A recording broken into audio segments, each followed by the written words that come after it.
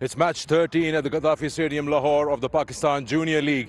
And we've got our two teams, our match referee, Mr. Ali Naqvi, the two captains, Hyderabad Hunters, Saad Beg, Gujranwala Giants, Uzair Mumtaz.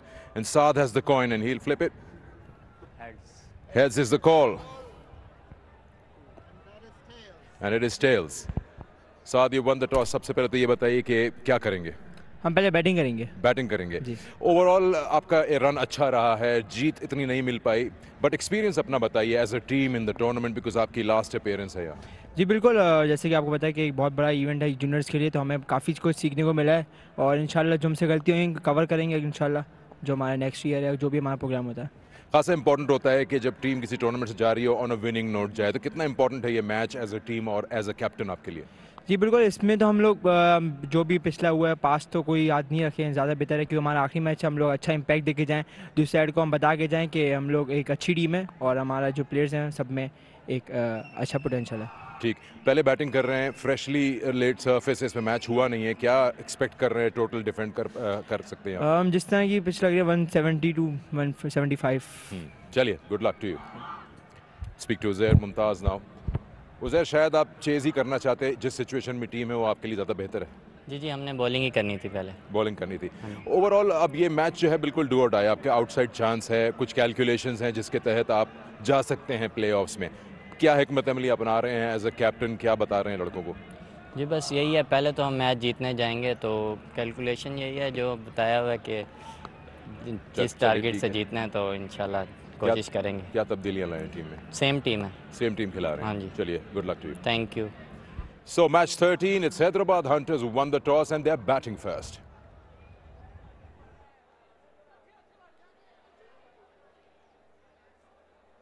The toss and they're batting first.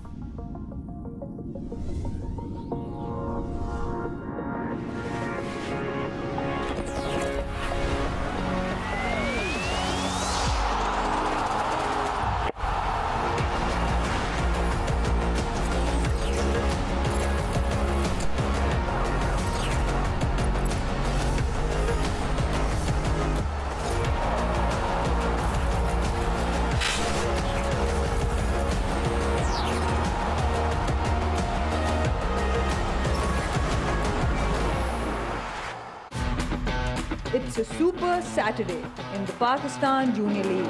The Hyderabad Hunters are still searching for win number 1. Ali Nasir showed fight in their last outing, but it was not enough. Nice connection. Has he gone far enough? I think he might have. Yeah, that's a beauty. Can they claim a big win on their last dance? They face a rejuvenated Giants after gaining first points, led by their skipper Uzair Mumtaz and Siobhan Daniel. Brings up 50. Who will claim the spoils? Saad Beg or Uzair Mumtaz?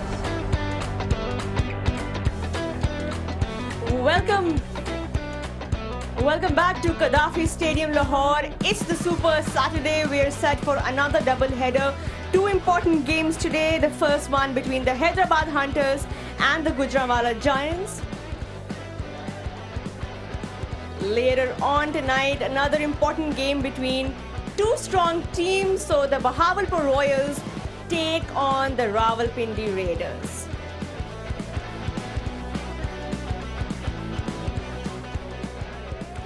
Well, it's a nice warm day here in Lahore. There's a bit of a crowd here as well, and we're all set for the next double header that starts shortly.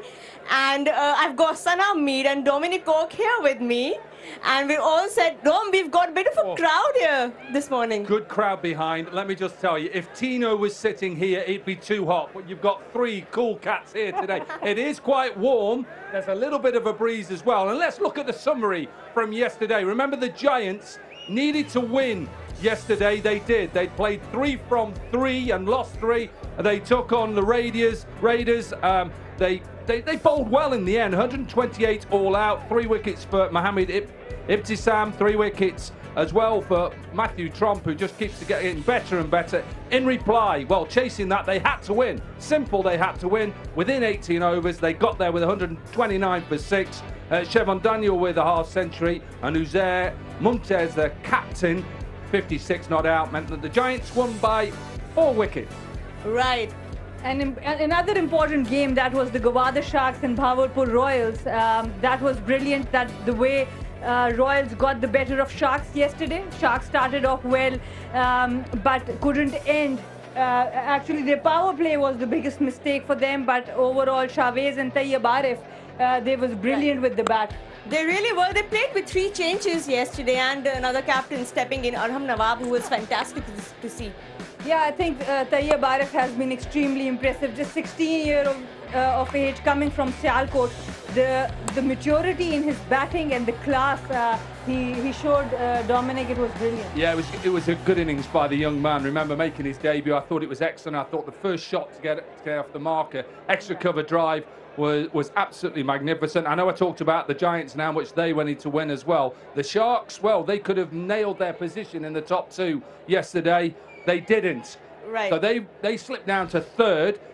So, you know, they obviously have got a game left in hand. The Royals obviously went up to 3rd as well. So ultimately, this is a must-win weekend for a lot of teams. Obviously, the Hunters can be the spoilers. The Giants win today and win well and hope the Raiders lose. They get into that top 4. The Royals could go to the top. And that's important because I get then 2 chances to go through the final. Well, we'll talk about the permutations and the qualifying conditions shortly. But, you know, we're at that point in this league now where just winning or losing is not the important factor. It's how you win now that really matters, because you're not just fighting for those points, you're also trying to get that run rate to improve so that you have better chances to be in that top 2. And a great game of cricket ahead of us today. 2 great games, in fact. Right now, Tino Mavoyo is ready to tell us about that pitch. Pitch report time for this afternoon game here at the Gaddafi National Stadium. I've just taken a few minutes here with the Hidayatullah, who's the head groundsman, just to find out his expert opinion and his thoughts on how the surface is going to play. In the PJL, we are using pitch number 1 today, and it's the first time that we've used it in this competition. It was used twice against England, so underneath, well rolled and firm conditions. If you take it and look at it in face value, the best that I've seen throughout the pitches we've used in the competition. It's nice and dry. dry. A few cracks there, which tells you that underneath the surface is hard. Tinge of green and a slight sparseness of grass also will just hold that pitch together. I expect what we've seen throughout the competition, seamers getting a little bit of bounce, a bit of movement, and the spinners as well, just getting the ball to slide on. We haven't seen too much turn. It's a fantastic pitch. I expect plenty runs out of here. The teams that have chased here have won more games, 2 of those, and one that's batted first and won the game. It's a good batting surface. I think the captain who wins the toss, doesn't really matter whether you bat or bowl first. The conditions are good. Make sure that you bat well in that middle period and make sure that you get the partnerships going. In terms of temperature, 31 degrees at the moment. It's pretty warm, but there's a nice breeze across the stadium. That'll make conditions ideal for the players. Thank you, Tino. It is indeed warm and there is a slight breeze. Let's see how much of a factor the weather will be. Right now, let's talk about the Gujranwala Giants. Now, the Hunters are pretty much out of the game mathematically, but the Giants still have that bleak chance to make it to the next stage, of course, to the playoffs. Let's take a look at the permutations, the scenarios that the Giants will be hoping for, fighting for to make it to the playoffs. Of course, I think the first thing is they need to win this game. That's the first thing, and they need to win it well. Under 17 runs, if they are 17 overs, if they are chasing the target. So that would be a very important thing, and then they will be looking at the next game. If the Raiders need to lose for the Giants to qualify, so you don't want to be in a position where you're depending on another team's results. But that is where they are at. But for first, they need to win this. I think, just to slightly simplify it, I think Giants and the Raiders, obviously we're looking at 5 and 4. I think both sides will want to chase. So it'll be important if they win the toss, they'll look to bowl first, and hope if they lose the toss, they're still batting second. Well, let's find out which of the 2 teams are going to be bowling on this pitch right now. Sikandar Bakht is ready with the 2 captains. It's match 13 at the Gaddafi Stadium, Lahore of the Pakistan Junior League. And we've got our 2 teams, our match referee, Mr. Ali Naqvi, the 2 captains, Hyderabad Hunters, Saad Beg, Gujranwala Giants, Uzair Mumtaz. And Saad has the coin and he'll flip it. Heads. Heads is the call. And it is tails. Saad, you won the toss. सबसे पहले तो ये बताइए कि क्या करेंगे? हम पहले बैटिंग करेंगे। बैटिंग करेंगे। ओवरऑल आपका रन अच्छा रहा है, जीत इतनी नहीं मिल पाई, बट एक्सपीरियंस अपना बताइए as a team in the tournament, because आपकी लास्ट अपीयरेंस है यहाँ। जी बिल्कुल, जैसे कि आपको पता है कि एक बहुत बड़ा इवेंट है जूनियर्स के लिए, तो हमें काफ़ी कुछ सीखने को मिला है और इंशाल्लाह जो हमसे गलती होंगी कवर करेंगे इंशाल्लाह, जो हमारा नेक्स्ट ईयर है, जो भी हमारा प्रोग्राम होता है। खासा इंपॉर्टेंट होता है कि जब टीम किसी टूर्नामेंट से जा रही हो ऑन अ विनिंग नोट जाए, तो कितना इंपॉर्टेंट है ये मैच एज अ टीम और एज अ कैप्टन आपके लिए? जी बिल्कुल, इसमें तो हम लोग जो भी पिछला हुआ है पास तो कोई याद नहीं रखें, ज़्यादा बेहतर है, क्योंकि हमारा आखिरी मैच हम लोग अच्छा इम्पैक्ट देके जाएं, दूसरी साइड को हम बता के जाएं कि हम लोग एक अच्छी टीम है और हमारा जो प्लेयर्स हैं सब में एक अच्छा पोटेंशियल है। ठीक, पहले बैटिंग कर रहे हैं, फ्रेशली लेट सरफेस, इसमें मैच हुआ नहीं है, क्या एक्सपेक्ट कर रहे हैं, टोटल डिफेंड कर सकते हैं? हम जिस तरह की पिच लग रही है 170 to 175। चलिए, good luck to you. Speak to Uzair Mumtaz now. Uzair, शायद आप चेज़ ही करना चाहते हैं, जिस सिचुएशन में टीम है वो आपके लिए ज़्यादा बेहतर है। जी हमने बॉलिंग ही करनी थी, पहले बॉलिंग करनी थी। ओवरऑल अब ये मैच जो है बिल्कुल डू और डाई, आपके आउटसाइड चांस है, कुछ कैलकुलेशंस हैं जिसके तहत आप जा सकते हैं प्लेऑफ्स में। क्या हिकमत अमली अपना रहे हैं एज अ कैप्टन, क्या बता रहे हैं लड़कों को? जी बस यही है, पहले तो हम मैच जीतने जाएंगे, तो कैलकुलेशन यही है जो बताया हुआ है कि जिस टारगेट से जीतना है तो इंशाल्लाह कोशिश करेंगे। क्या तब्दीलियां लाएं टीम में? सेम टीम है, सेम टीम खिला रहे हैं। हाँ जी, चलिए, good luck to you. Thank you. So match 13, it's Hyderabad Hunters who won the toss and they're batting first. Right, so the Hunters are batting first. Sana, take us through that lineup. Yeah, it's the last game for them in the tournament, and they have lost all games, so they have made 3 changes to their team. Hassan Iqbal and Afaq Khan, who came as batters in the last game, are out. Salman Ahmed is in, Ibrahim Masood is in, and James Wood is out. And for him, Asai Khan, he comes back into the team. He bowled well. I'm happy that he's back. Salman Ahmed we have not seen before, so hopefully he can contribute. They had no problems with the power play. They are the best team in the power play, Saad Beg and Arbaz Khan at the top. It's the middle order that's the problem. Hopefully with the addition of Salman Ahmed, they can rectify that. the best team in the power play against the worst team in the power play in the Giants. I know they're chasing. I think they'll be happy with that. They'll hope that Ali Ashfand and Mohamed Ibtisam can start well with the ball. 2 wickets and 3 wickets in their game yesterday. And they are relying a lot on their captain, Uzair Mumtaz, with that 56 not out, and Chevon Daniel with that 50 not out. Look, they've got it in their own hands now. They'll know at halfway points what they need to do to get above run rate. So in some ways, it's worked out perfectly. Well, let's see how this game goes. And I just want to add Hamza Nawaz, he got run out yesterday. He's got a very healthy average, 100 run average in the domestic. So hopefully he can also come to the fore and they can look a pretty good team. Well, let's find out what the Hunters are able to put on that board, because whatever it will be, they'll have to make sure that they win tonight with a good margin to end their journey on a positive. Let's find out more about the Hunters all-rounder Ali Nasir, who really impressed in the last match.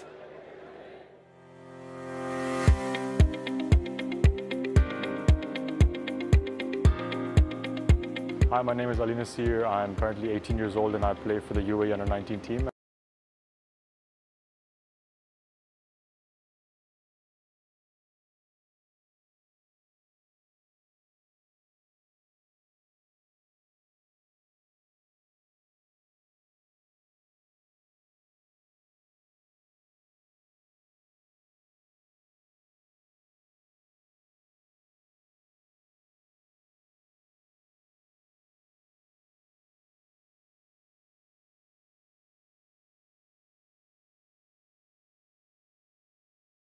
Opportunity to play around the world.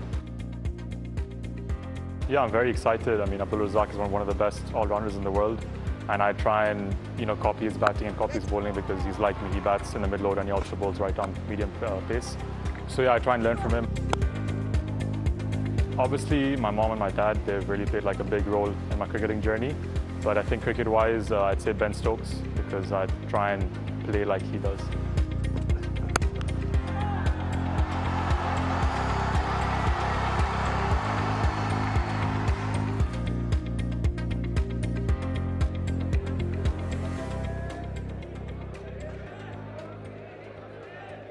Well, it's nice to hear that obviously his hero is Ben Stokes. And I like that because he's a very good all-rounder, and hopefully he can carry on that. What I'm looking forward to today, look, it's a hot day. We know that, but I'm looking forward to hearing this crowd who are behind us and are cheering even now. I love to see that. Obviously, I've been blessed that I've done quite a few PSLs, and this ground has been rocking at times. I think the Gaddafi Stadium, when it does get a bit fuller, it is a good atmosphere. Let's hope that these 2 times, look, the Hunters have to turn up today. They've got nothing to lose. Let's see what happens. Well, it's a lovely crowd indeed. It's the weekend today, so it's good to see the school kids have all come and joined us in Gaddafi Stadium. Sana and Rom, I'll catch up with you guys shortly. That's all from us here, and let's go and start with the action now. Over to Tino Mavoyo and Mike Hazeman. Hello everybody, here we go. This is an important game. Match number 13. Hyderabad Hunters versus Gujranwala Giants. Now, of course, the Giants, they've got plenty to play for at the moment. The Hunters, well, they're looking to spoil a few plans. That's what they want to do. And we're coming to you live from a very warm Gaddafi Stadium in Lahore. At 31 degrees was what Tino was telling us at the pitch report. So that is warm indeed. There's not too much humidity, so that's okay. And this guy needs to score runs. He started off nicely, got 30 in the first game, got 60 in the second game, but has fallen away since then.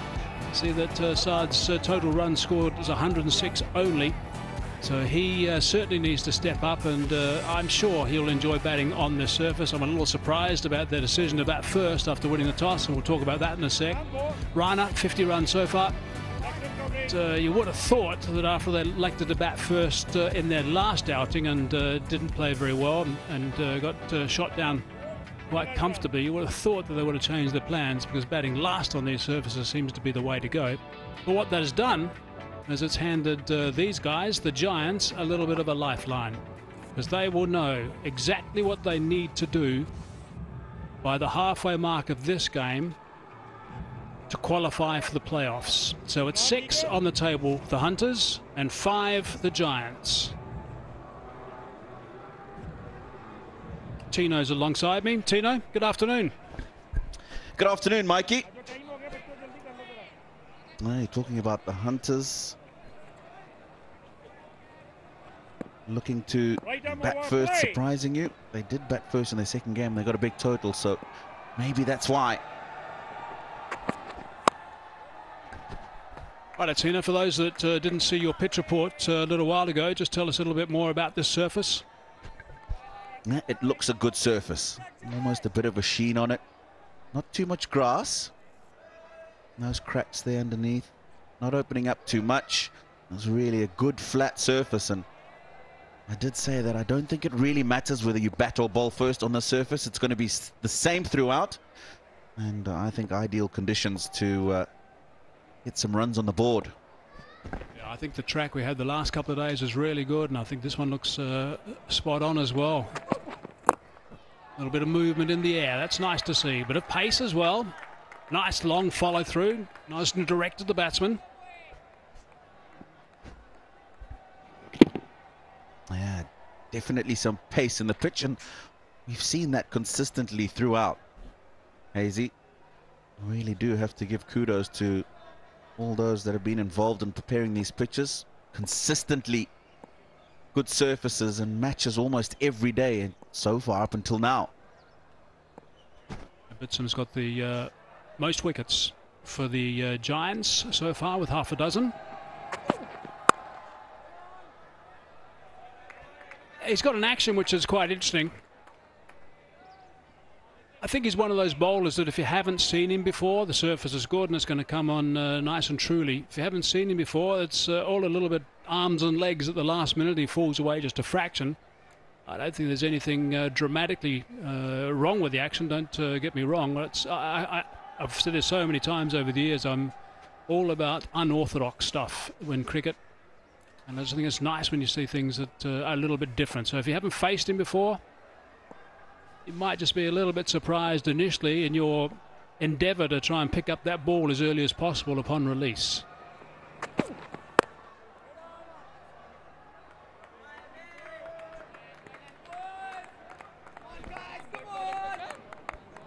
Here's a closer look at his action.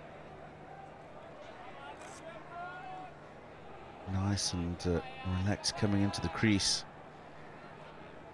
Going from the wide angle to the left-hander, wanting to get that ball just to go across him and then angle back into him. Lovely follow through too.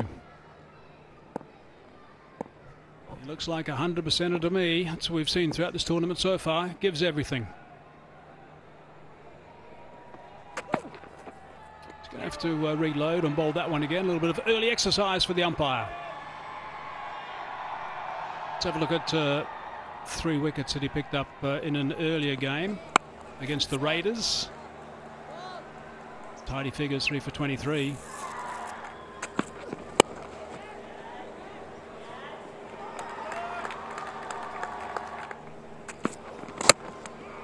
And that's a sight they'd like to see, of course. The quicker bowlers knocking back that leg stump.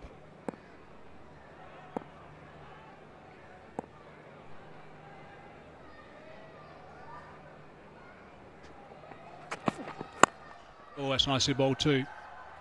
Now Saad looking to play that a little bit square on the offside. Normally in a situation at the start you'd be looking to play the V, I think, and look to play down the line of that rather than a little bit square.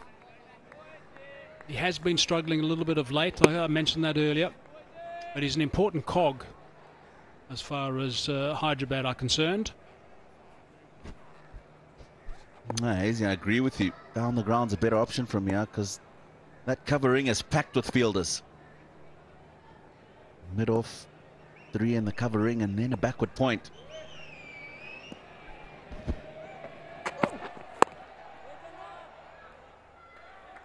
And a very good opening over. Just the one wide, but still 1 for none.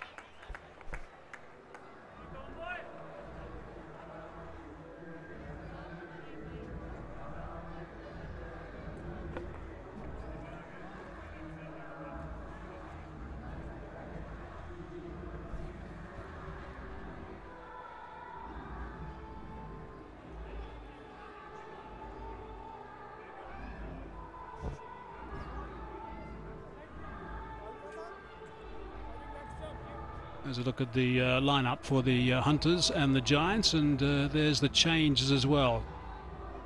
Ahmed, Trone and Masuda in for Iqbal, James and Khan for the Hunters, and no change at all for the Gujranwala Giants.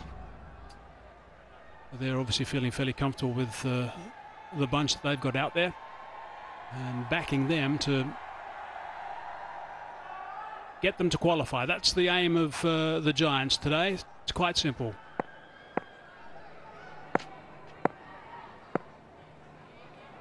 Aspinwall. A little bit leg side. Oh, it's got through the keeper as well. So there's bonus runs. Yeah, not the start that you would have wanted. Wide from Aspinwall.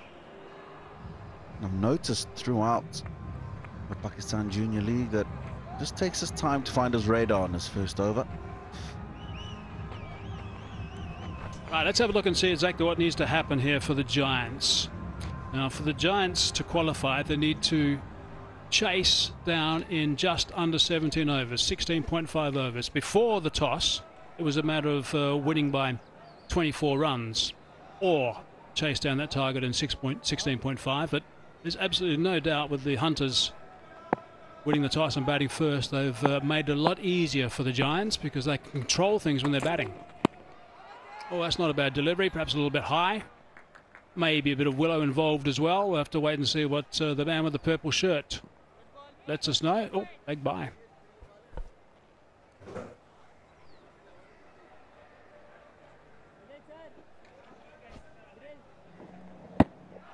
Just looking at those permutations, Mikey, I think if I was in the dugout, I'd be a lot happier chasing. You know what you need to get, you know when you need to get it. Yeah, when you're batting and you're chasing down a target, you're in control. You know if you need to send someone in to try and get some quick runs, you can play around with the batting order as well. When the surface is good, which this one's going to be, when it's nice and true, you can step on the gas when you really need to. Providing you don't lose wickets right at the top, then it makes it a little bit easier. Around the wicket from Aspinwall. Nice to see these young guys, by the way, having no issues whatsoever in looking to bowl over the wicket or around. Nice good morning to Zik Motor Oil. Unveil the reel, pull the label and win via a lucky draw. Every week prizes worth millions. Nice to have them on board always. Zik, well done guys.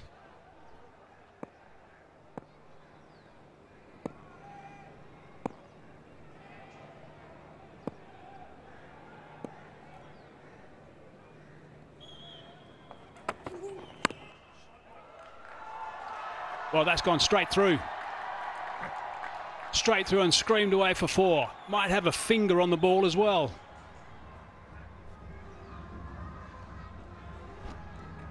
Well, this has gone quickly.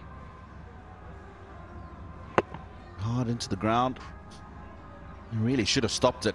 It wasn't that far over his head. It's sloppy. And I think it's because it's gone so quickly and he struggled to pick that up. He's not happy. Yeah, hard into the ground on the square. That's why it disappeared very smartly towards backward square. But yeah, he was definitely caught by surprise. Wasn't expecting it to come that quickly, and end result was a 4. So 10 runs off this over now and halfway through it.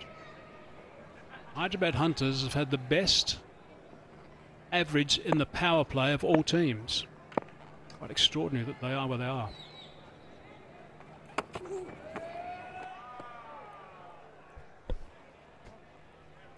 That one just not going through to the keeper as well as we've seen, and it's because he's bowled across seam. And that's why. Good option. If it is cross seam and it lands on the shiny side, just skids on like that. Sometimes if you get to hit the seam, you get a bit of extra bounce.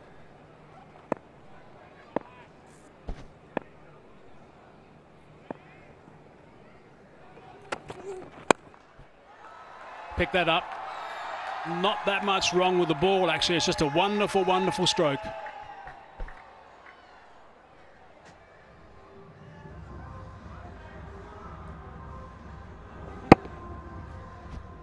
Now this one's a bit too short. Bit too short. Fielder's in the circle. He's cleared the front foot and put that away for a good boundary. Spot of tennis, Tino. Where the swimming pool we talked about yesterday, we thought we might have a dip, maybe some tennis this afternoon. Nice weather for it. Lovely complex out here. 2 overs gone, 15 for no loss.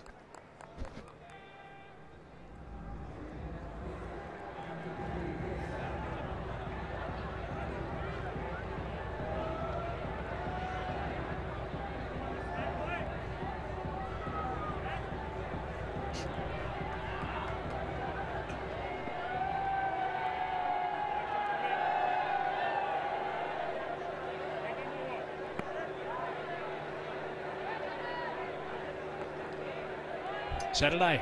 Nice to see the school kids in again. Free entry for all fans. And there's also a lucky draw for selfies with the team mentors.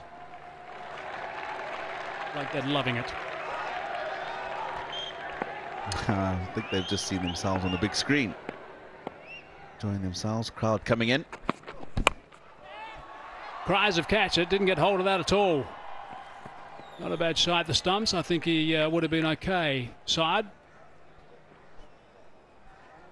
I was just about to say, I hope that ball's hit somewhere near the bottom of the bat, because that swing and where the ball's gone, which is almost nowhere, doesn't make sense. And it is. It's gone and hit right at the bottom of the bat. Threw the shot sooner than the ball was there. Yeah, Rana it was, who was going to the danger end with a big stretch to the crease. These guys have got some serious issues with their bootlaces. I've noticed that throughout this tournament. There'll be some assistance required there unless he trips over it. Oh, he's picked up that beautifully. That is a wonderful stroke, and that's gone. One bounce for 4, right out of the screws. Well, he's made one thing apparent in the last couple of overs. Don't bowl short to him. First shot in the last over, not as convincing as that, but this has come out the middle. Well in front of square, which shows you that he's on the ball in good time, in total control. I suppose you could say he's laced that one. It's got a nice organised technique. Side bag. Just got a little bit of a trigger move. Oh, now we've got the he spotted it. Yep. There we go. Tied together. I don't know what the issue is with these boys and their bootlaces. It's a pity we didn't start a count of this when the tournament started, because really you barely go through an innings without a couple of guys needing some bootlaces tied up again. I blame the parents.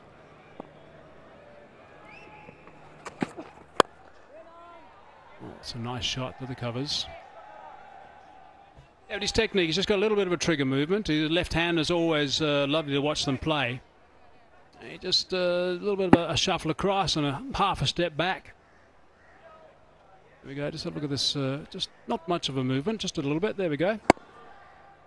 The only problem he might have that trigger movement, and a lot of players do get trapped with it when they're not in good form, and we mentioned that he started well and he struggled with the runs, and that plays funny things with your mind. Sometimes you make that trigger movement a little bit too late and you're on the move when the ball is on the way to you, but it looks like he's sussed that out and he's moving nicely in time. There's a bit of a dip at that.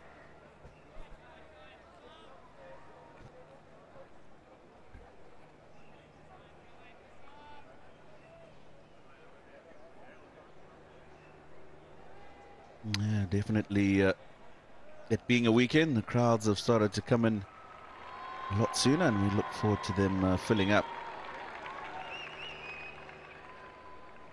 Saw a lovely shot on social media, actually. I think it was yesterday, when Trump was picking up his wickets. Relatives were watching him in Johannesburg, in Sydney, in the States as well. His mum, of course, was here, and they were all in split screens watching him on a post. Oh, they might be able to double up. Yep, they will be able to. It just shows this broadcast is going all over the place, and I'm sure appreciated everywhere to watch these youngsters.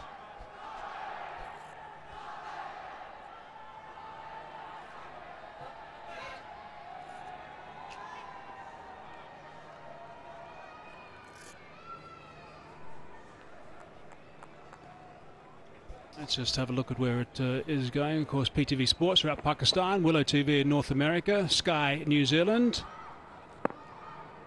and then of course live streaming partners as well. So if you want to check some serious under 19 talent, you can certainly log in or switch on.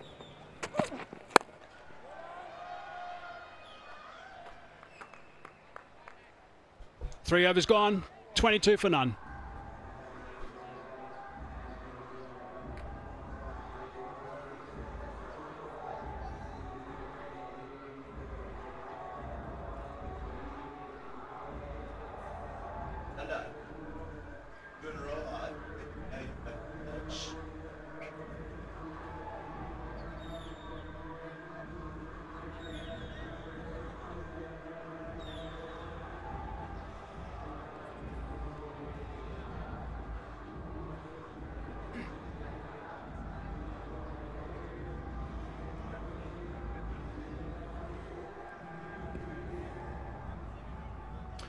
Hyderabad Hunters again have started off nicely.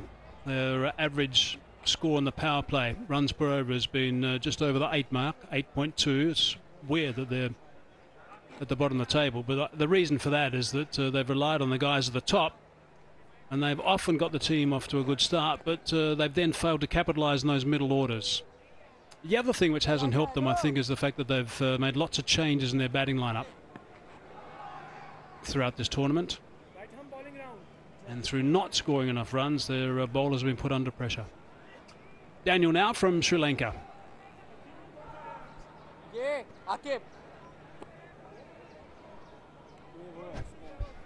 Now we know how well he does with the bat in hand. It'll be interesting to see his exploits with the ball. Bit of a discussion going on between umpire and player. Not sure what's going on out in the middle.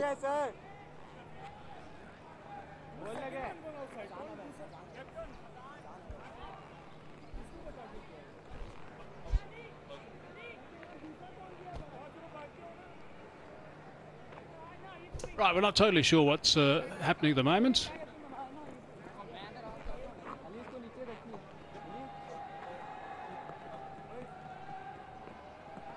I think they're chatting about a fielder who's gone off the park without informing the umpire.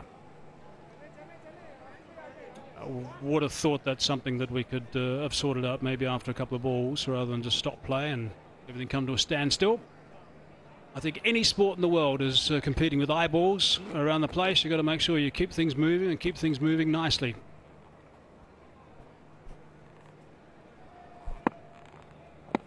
Right, here we go. Daniel now. Just a little bit of off spin. Haven't seen too much off spin throughout this tournament. They've only picked up 12 wickets at an average of 34 off-spin bowlers, compared to the left-arm orthodox bowlers, 34 wickets of 17.7. It's a marked difference.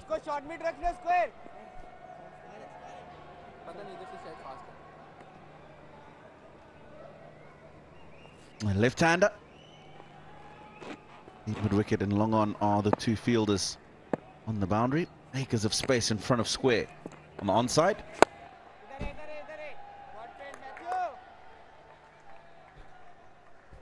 Quick mention of another sponsor, Kingdom Valley. Go to Kingdom Valley official Facebook page and get a chance to win exciting prizes. With a bit of luck, you can be the next winner. Oh, good ball, Ali, good ball, Ali. Yes, Daniel.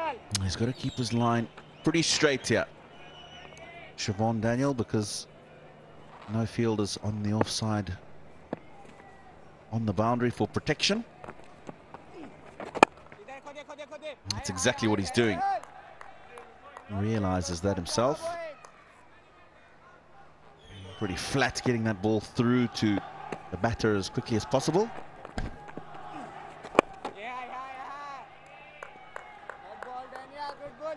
16 dot balls for Saad Beg now.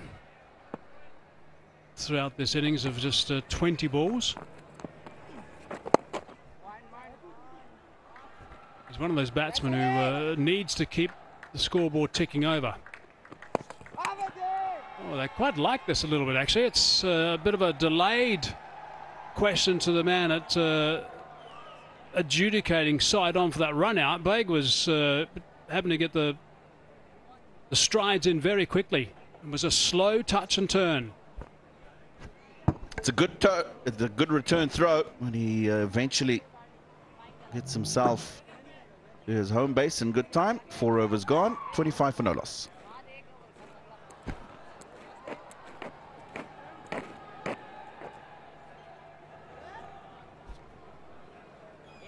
Oh my goodness, we've got some field hockey going on as well.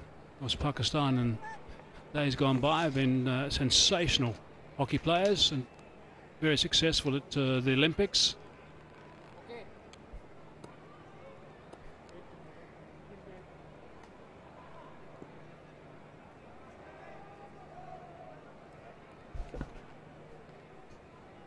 It is quite a remarkable complex around the Gaddafi Stadium.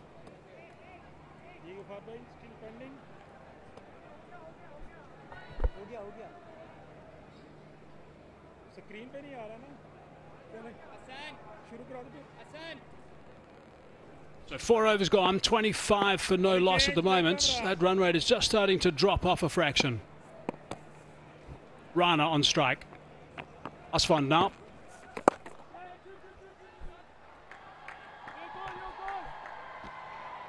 Asfan's been very handy with the ball for the Giants throughout the competition. And here's a beautiful shot of the wonderful city of Lahore. Really has been an enjoyable time out here throughout the competition.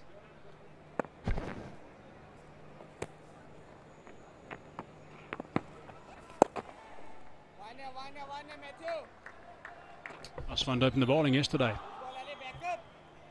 Not so today, surprised us all a little bit, but he did a reasonably tidy job at the top. We haven't seen a lot of the spinners, Hazy, bowling in the power play, let alone opening the bowling.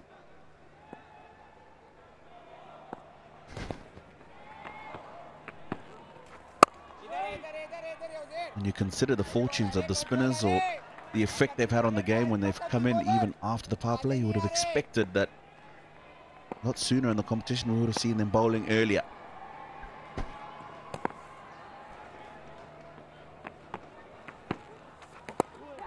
Oh, a little bounce, a little bit of turn, and found maybe the shoulder, the edge of the bat.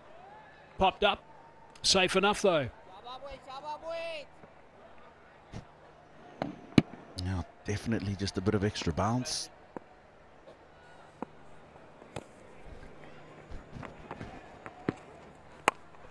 Advancing and hitting to a standard mid-on, but he was at long on, so no real drama for Rana. Now, he was definitely looking to go up and over mid-off. Got through to the ball a bit earlier than he would have liked, and because of that, the back face just closed on the ball. 3 runs off this over. Ali Asfand was the first ever pick in the PJL.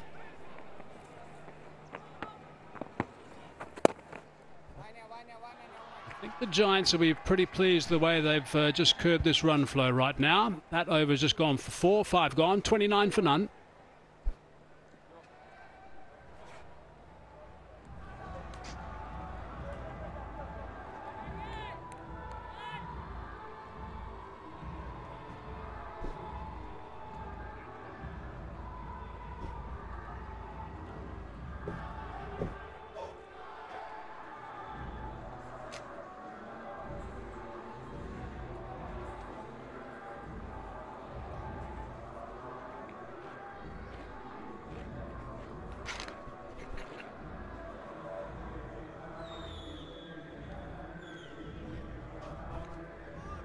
Five gone, 29 for no loss, Hyderabad Hunters.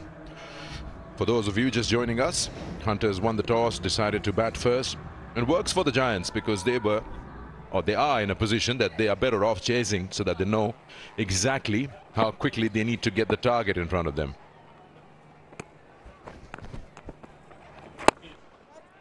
Lifts that one, should be out. Oh, just over that fielder. For a moment, I thought he'll be in play.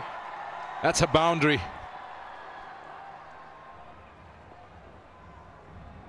That's Saad Beg, the captain. He has been really good in the power play. The Hunters generally score 8.20 thanks to their captain Saad Beg. But this time, the Giants have kept them quiet. Relatively quiet. They almost bumped into each other, the two batters. Look at that. Oh, this is the one where they almost had the catch. शाबाश boys backup दी bowler आवाजें नहीं आ रहे 5 wicket only शाबाश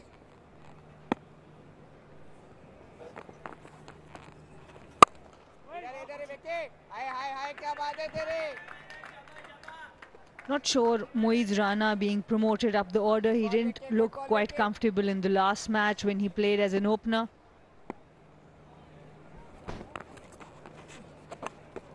Oh, he almost got himself stumped. I think he's got a bit of bat onto that. That's the deflection that saved him. We'll wait for the umpire's signal. Now, yes, it's come off the bat. Siobhan Daniel bowling in the second match, and that too in the power play. He's got pace on the ball while he spins it to the right-hander, takes the outside edge. The length was really good. If there was a slip, it could have been a really good delivery.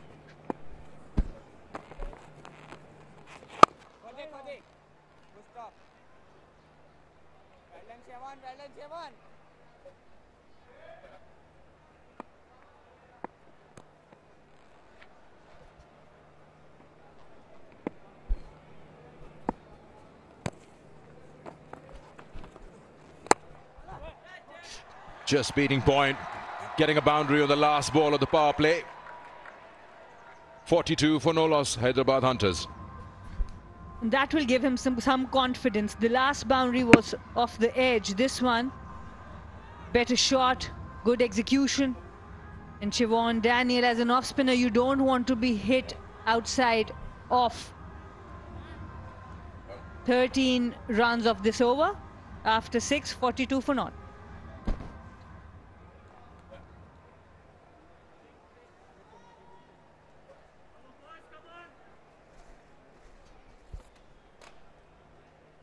Will be the official signal now for the end of the power play.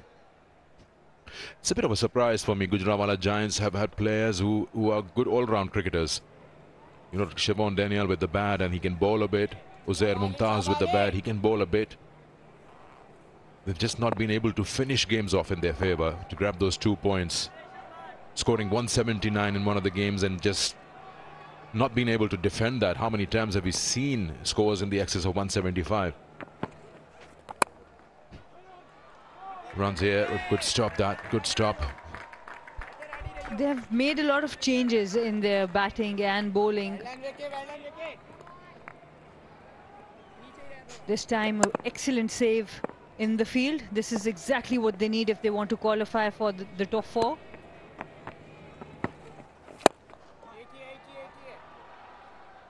They have not used Siobhan Daniel with the ball before, but now give 2 overs in the power play when it's such an important power play, and especially against a team who has been the highest scorer in the power play.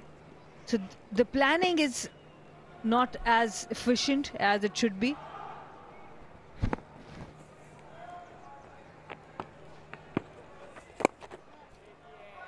Why we see Siobhan Daniel bowling now, or Uzair Mumtaz maybe, is because they've added an extra batter yesterday, Azanoves.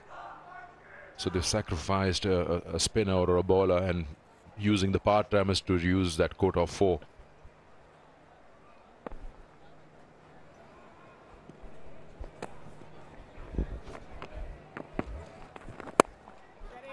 Yes, that happens when you falter in the batting. You kind of keep adding more batters and start compromising your bowling. And as a captain, as a think tank, you have to really think about what you need to do, because you really don't want to weaken one area that's been working for you to compensate the other one. You can go on to the Decode official smartphone partner, PJL 2022. The social media page will help you get to win fabulous prizes.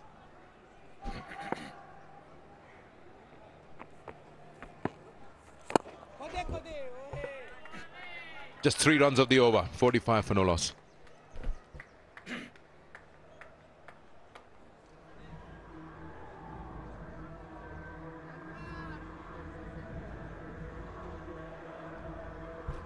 This is where we stand. This is just shaping up now. 2 things that we need to look at. 1, if Gujranwala Giants can qualify in the top 4, and 2, the rest of the games will decide who finishes 1 and 2, because qualifier 1 gives you the opportunity to have a go at the final twice.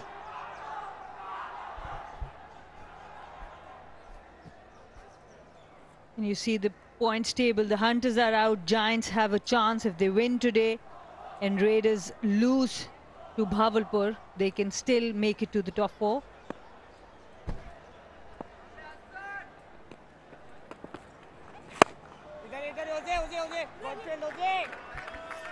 You expect a bit more flamboyant and free approach from the Hunters now. But there are 2 things that play on their mind. 1, they don't want to lose 5 out of 5. That's so important. But at the same time, there is no pressure of qualification here. And the other thing is that they have been doing well in the power play. It's this middle period where from over number 7 to 15, where they have been losing the most wickets. So how do they approach these overs now? Both the batters seem set. Saad Beg has been the main contributor. Does he go for the bowlers for more runs, or should it be the responsibility of Moiz Rana?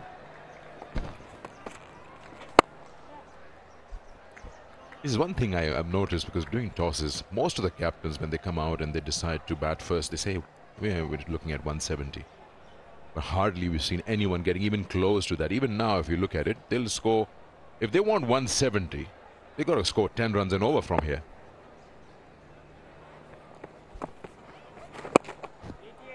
Yes, that's a very good point. I do think that the pitches that the groundsmen have prepared, they were 150 plus, 160 plus pitches, but then the whole batting unit has to perform like that. The issue is this is a tournament where players are young, and of course they are learning. So we see a couple of batters or maybe 3 doing really well, but in phases, not the entire 20 overs.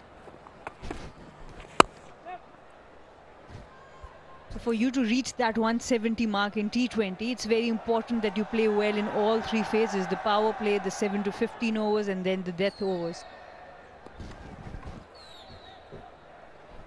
You're totally with you on that. Especially that 7 to 15 is that period where you lay the foundation, and that has somewhat been ignored. He's made room for himself. Is it an opportunity? Got fingers to it. It's gone to the boundary for 4. That was an effort from Siobhan Daniel.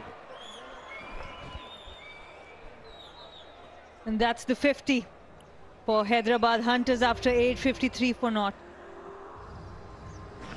Saad Beg, the captain, trying to accelerate the run rate. Siobhan Daniel misjudged it, ran forward, overran on that one, and then tried to go back before it was too late.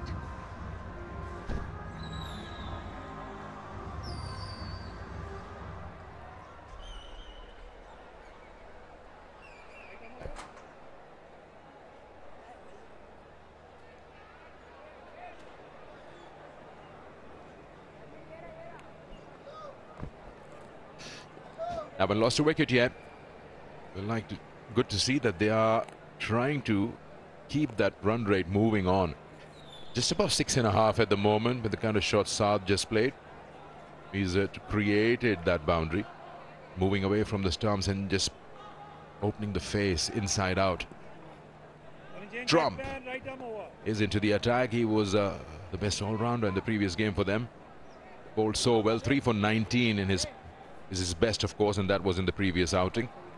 His variations will surely test both Moiz and Saad.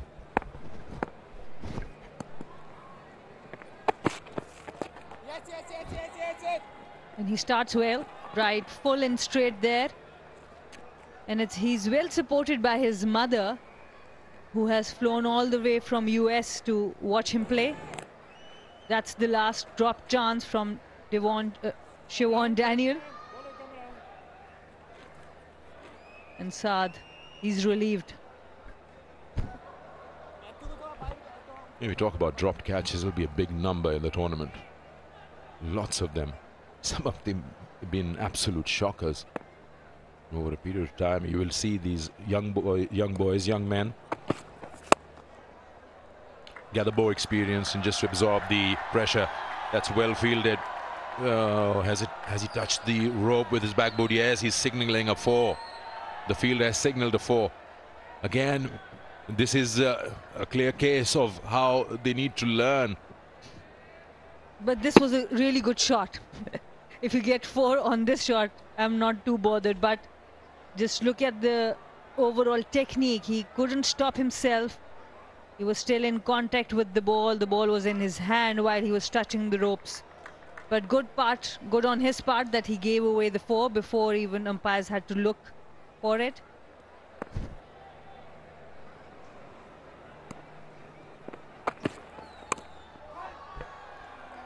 They've got to do better than that, Sana. It's the game where they can actually qualify. We've seen a drop chance and a boundary, and again this fielding, another boundary. Chance for the players to win. 10,000 rupees as a cash reward from Osaka Battery Tonic. All they need to do is hit this Osaka Power Tonic board.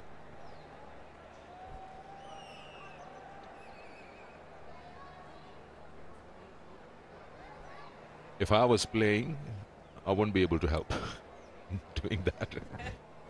That's why you don't wear shoes with laces? I do have laces, but they're tied permanently when I bought them. I tie them up and put some glue.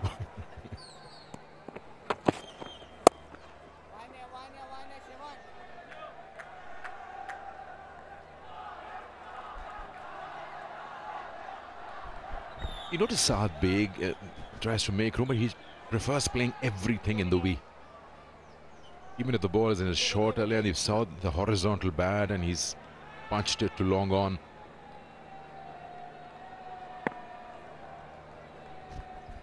They have 10 wickets in hand and both are going run per over, run per ball. That's an opportunity, but no, it will drop short. So that's where I think they can improve. At least one of the batters need to go ahead of the kind of number of deliveries that they have played. Yeah, even that shot, the conviction, he didn't really complete the shot.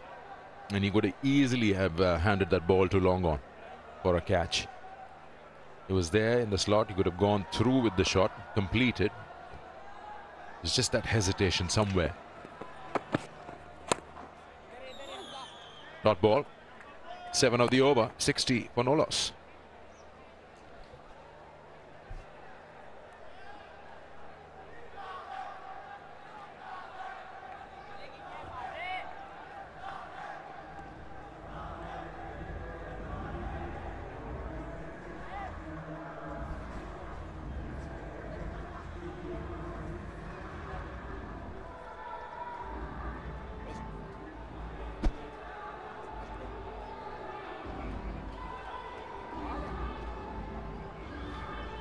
You know, when you look at this performance, no wickets down.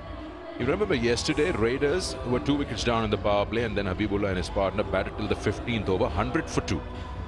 And then in the last 5, they lost 8 wickets for 16 runs.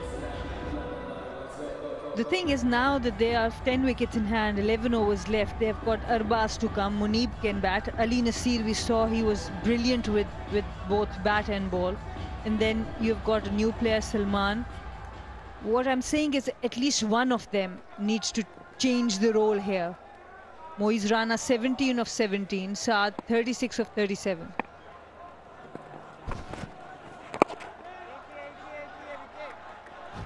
So unless one of them can start accelerating, then there will be pressure not only on the other batter, both of them can lose the wicket, but the batters to come. They won't have enough time to come and settle. So both batters are settled. One of them needs to take charge now.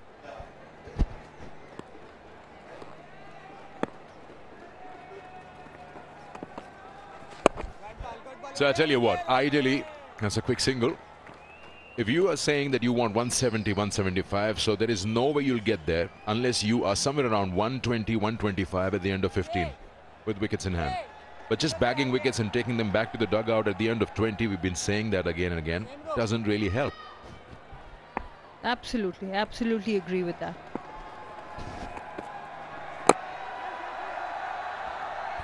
There's no intent for a big shot, especially from Moiz Rana. We saw a couple of catches going down for Saad Beg.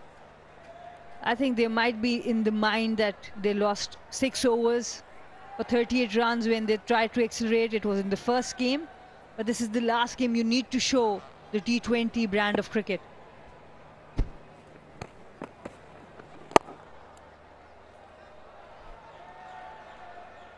I think they got it covered when Saad is facing. The long on long off are pretty straight. He's hitting everything. Needs to move around a little bit, maybe create those gaps. Just a single on every delivery in this over, and don't take it away.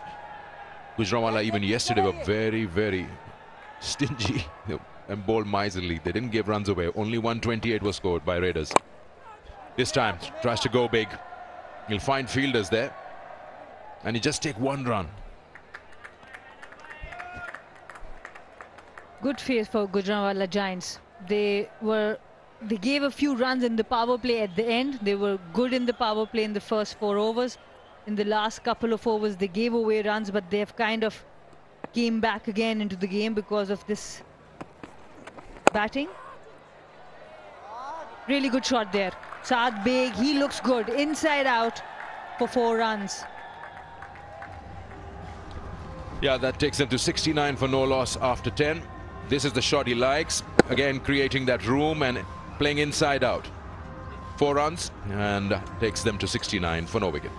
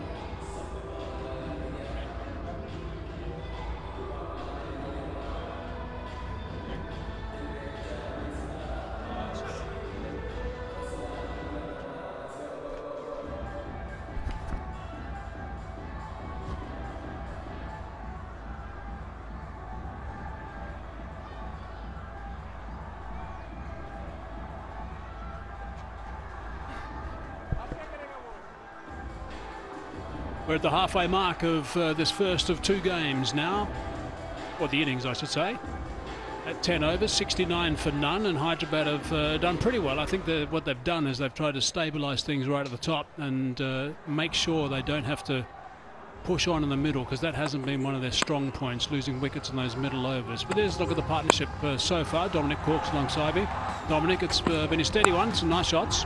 Yeah, some nice shots, and I think, look, they've not played well consistently, hence why they are bottom of the pile.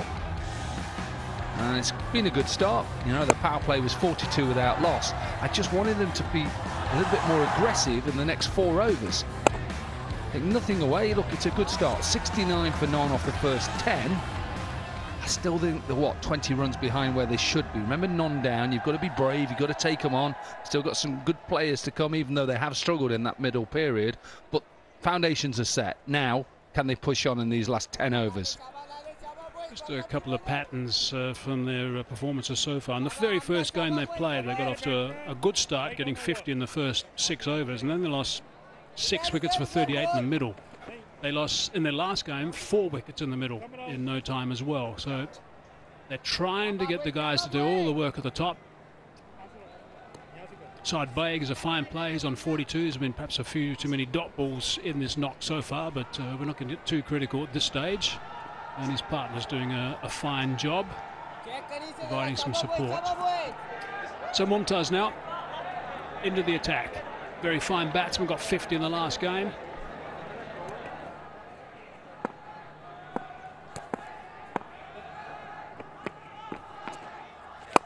That rare breed of the off spin, which hasn't been all that effective in this tournament.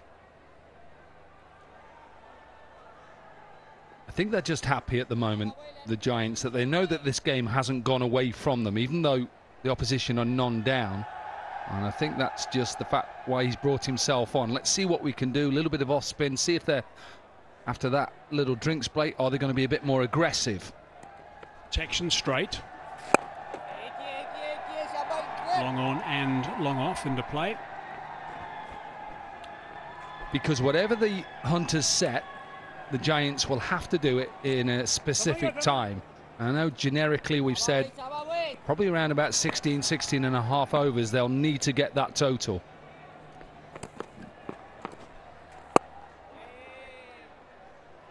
So at the moment I think Giants are happy. Darren Sammy will be talking to his charges and saying, right, okay, where do we go from here? Think about how we're going to set this up to attack in the last 5. Where should we be? How are we going to play? Are we going to look to attack the first ball of the over? Or are we happy just to try and pick up a few singles? Look, he's a good mentor. He's got experience. He coaches as well. But I just see at the moment, it's just like a little game of chess. It's who's going to take the gamble and look to try and put the other team under check. And so far there's been 5 tight deliveries, so there'll be just a little bit of anxiousness in Saad's mind right now for this last ball of the 11th over. Goes high, too long off, and the catch is taken. So there we go, that's what they wanted. Mumtaz into the attack, just keeping it nice and tight, and a wicket results. Absolutely, that is that chess game. Who is going to give first? Who's going to take the gamble? Is it going to come off? It's good from the captain, like I say, just happy just to bowl into that surface. Doesn't get to the pitch of it. And captain takes the first wicket. So delight for the Giants, and sees the end of Saad Beg. He goes to 43, 72 for 1.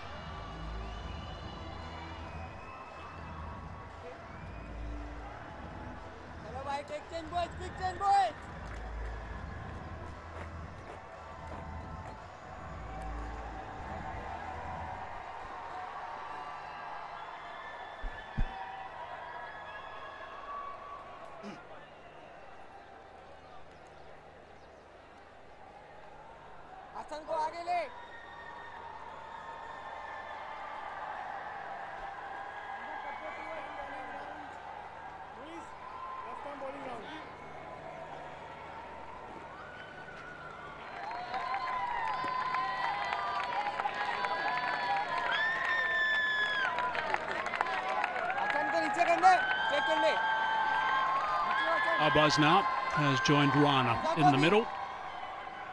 11 overs gone, 72 for 1. That run rate is something we need to watch, because this is where they get into a couple of issues, with Saad now gone in particular. And they'll have to try and manoeuvre things as best they possibly can, so it just keeps ticking over nicely to around about the 7 runs and over. Yeah, and this was built up through pressure. Pressure on Saad Beg to say, look, we're happy. You want to take singles, you take singles as much as you want. You're not going to get the total that you want, and we'll be happy to chase that down. And we're going to bowl into the surface. And what it did was he tried to hit it out the ground. Simple chance at Ali Ashfand. What'll be interesting, like you say, is now this new batter is in Arbaz. What does he look to do? Strike or going big? And that's clever bowling too, a little bit of air. It's a very fine shot. Good connection. It's a good surface. Yeah, when I mean strike, is he looking to come in to give the guy who's already in, 23 from 23, Rana, give him the strike, or just look to be aggressive? It's a good shot, you're right. A little bit more flight and big room outside and over extra cover, and it's just going to run away. It's a talented shot. So I think that might be an indication of his intentions. A little bit flatter that time.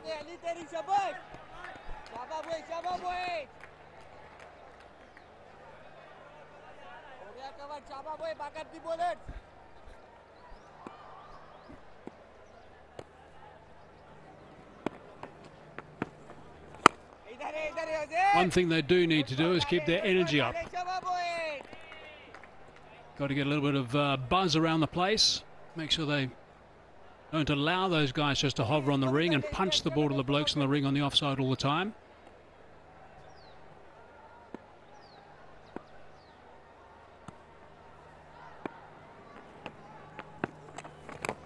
Oh, he's almost walked straight past that one. A little bit of good fortune. Chase is on, a little bit of tag teamwork. End result is a couple of runs. Well, that wasn't on the cards, but this certainly is. Inverex Solar Energy. Visit the Inverex Solar Energy social media pages and get a chance to win exciting prizes. Great supporters of cricket in Pakistan, Inverex.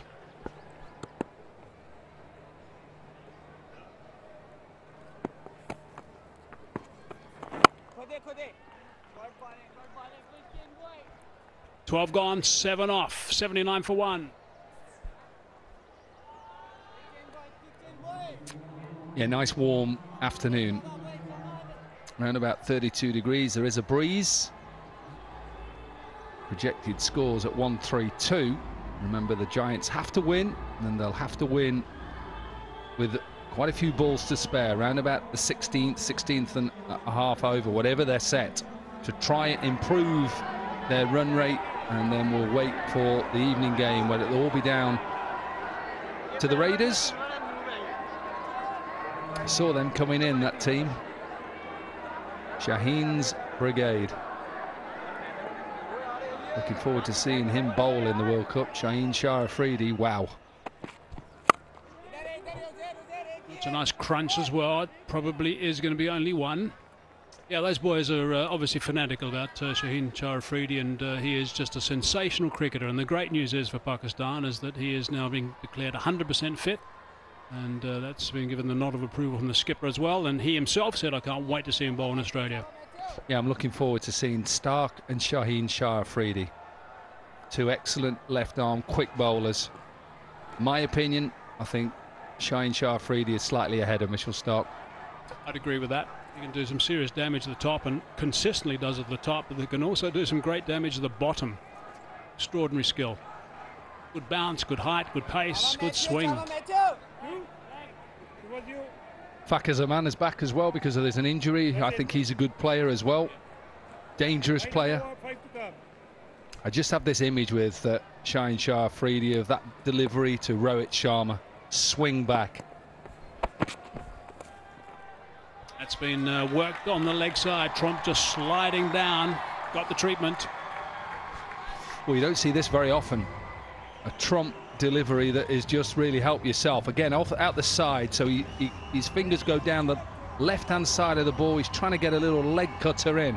One of his 3 options of a slower ball, and because it sits in the surface, it allows Arbez Khan just to help it round the corner and beat fine leggers up in the circle. Good start here for Arbez Khan, 10 from 6. Leg side again, another wide, or a wide I should say. Quite got his variation spot on today so far, Trump. It's only quite early in his spell, 2 balls now into his second over. Yeah, I can see what he's trying to execute. He's trying to go slow ball into the surface because he has his fielders out on the leg side. Deep square leg, deep mid wicket, deep long on. And he's saying to Arbez Khan, if you want to hit me, you're going to have to hit me out the ground. Sliding. Oh, got that knee plugged with that slide. Leg buys. Yeah, I know.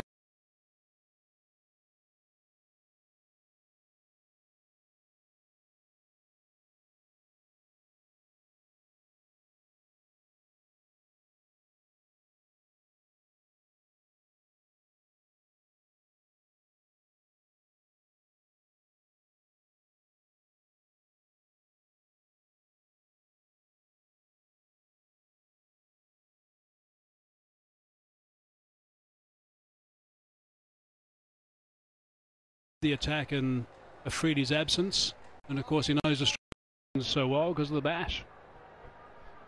Yeah, he's got pace. He played a little bit this year in England for Yorkshire as well. I know that Darren Goff came over to Pakistan as well and did a little bit at the academy. He played well. Well, that's through. A little bit sloppy. Not going to be penalised too much though. Stick them in the top 4, Pakistan. I think India, Australia, England, Pakistan, sorry to say that, Mark Aisman, no South Africa in my top 4. I'll show you my passport after this comp stint. You got a UK one then?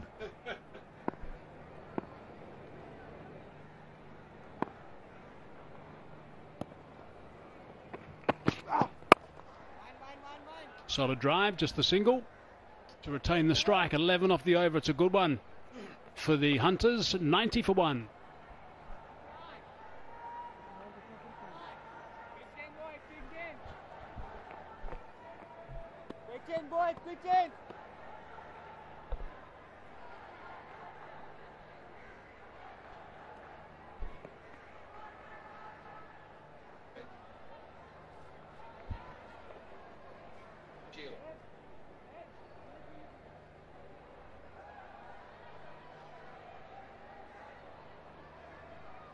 The Cheel is hunting.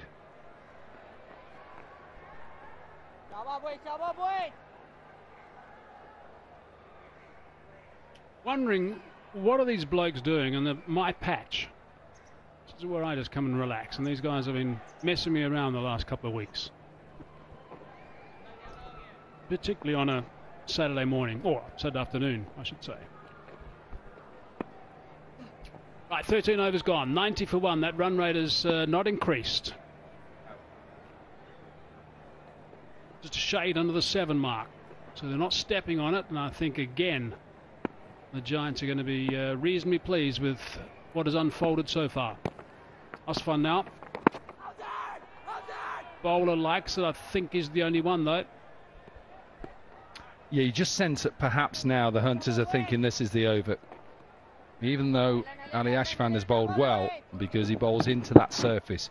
Very rare does he go up and flight the ball, it's into the wicket.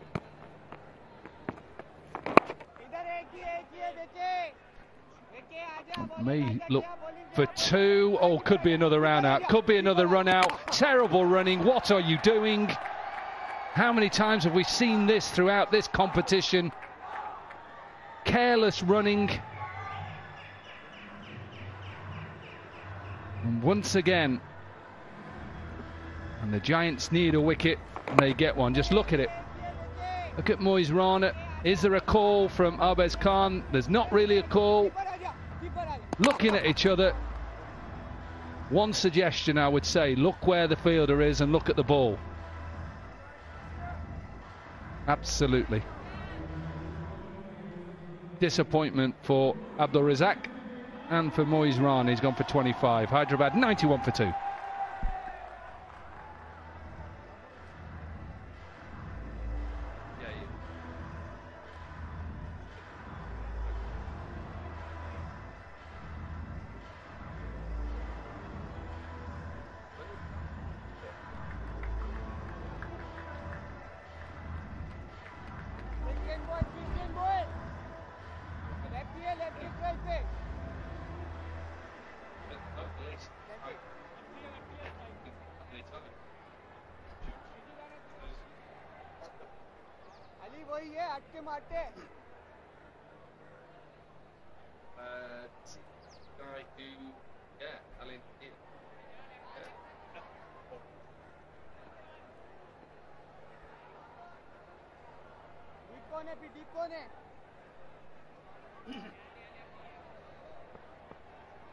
इसको ठीक करने तो नीचे कर ले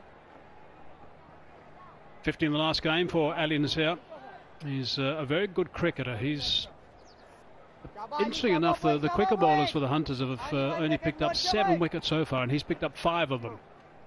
And he also didn't even play in the first game, so there's an indication of the work that he's done since then. You know who his favourite player is, don't you? Ben Stokes. There you go. Sliding leg side. I was going to say I didn't think there was any connection with the pad, so wide called.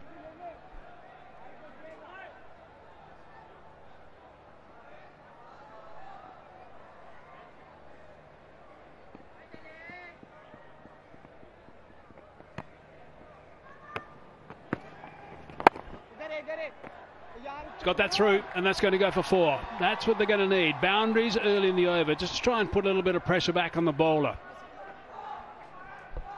Yeah, a little word between the umpire as well and Ali Nasir. We'll just have to keep an eye on that, whether he talked about running down the wicket. A little bit of width, with only one man behind on the offside. Once he beat that fielder, run away.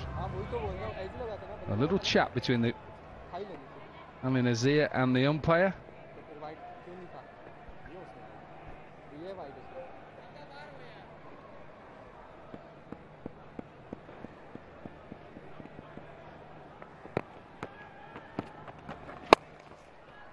Slightly short, hammered away. 2 men in that region.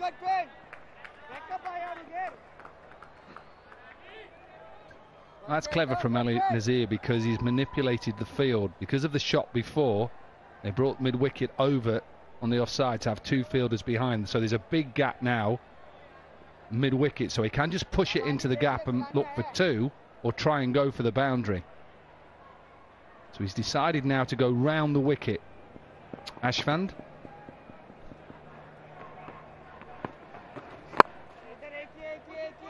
Going to bring the sweeper into play, who's charging and attacks that beautifully. That's fine fielding. Superbly fielded. A new bat required also.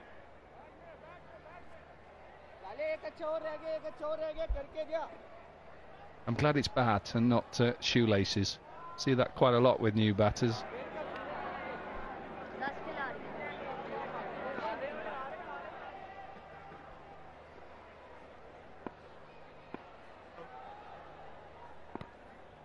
Last ball of the over. And it's just going to be the single, but it's okay as far as the Hunters are concerned. 10 off that, 14 gone, 3 figures up, 100 for 2.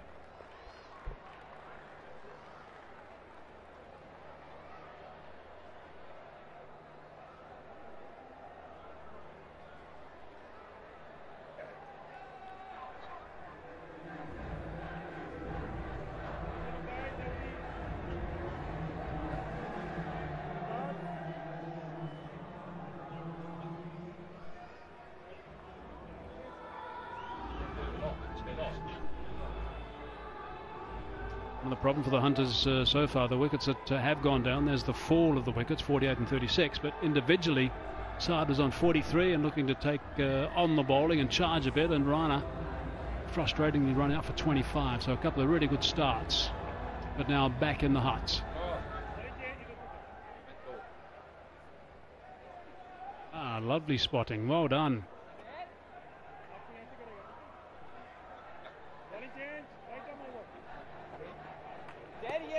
Tidy with his first over, Mumtaz, just conceding the 3 runs, picked up a wicket. And going back to that drinks break when we saw Darren Sammy talking to the 2 batters at the time, this is what he'll be talking about. These periods now. What are we looking to do as a team? Surely we should be getting to 150 with just under 6 overs left, two wickets down. How are we going to do that? Which bowler are we going to target? That's how they've got to think. As a side, can't just push for 1s and 2s here, put yourself under pressure, and then come towards the end of the over and think, oh, we need a boundary now. 8 wickets in hand for the Hyderabad Hunters. Quick single, safely home, slight little fumble, couldn't get rid of the ball, just oscillated in his hand for a split second. Because we think about 2020, we think it's such a quick game, but there's so many little segments within the 20 overs as a batting side that you've just got to break it down. Power play, over 7 to 10, then 10 to 15, then the last 5. It's a miss hit, and it's a wicket. So the skipper's done it again, brought himself back into the attack, and he's now picked up his 2nd stick. And once again, we're seeing the Hunters putting themselves under pressure. Their plans, well, what plans? Seem to struggle when they're put under pressure, when they need a boundary, and look to try and hit it out the park. Mobes Khan goes for 15. Hunters 102 for 3.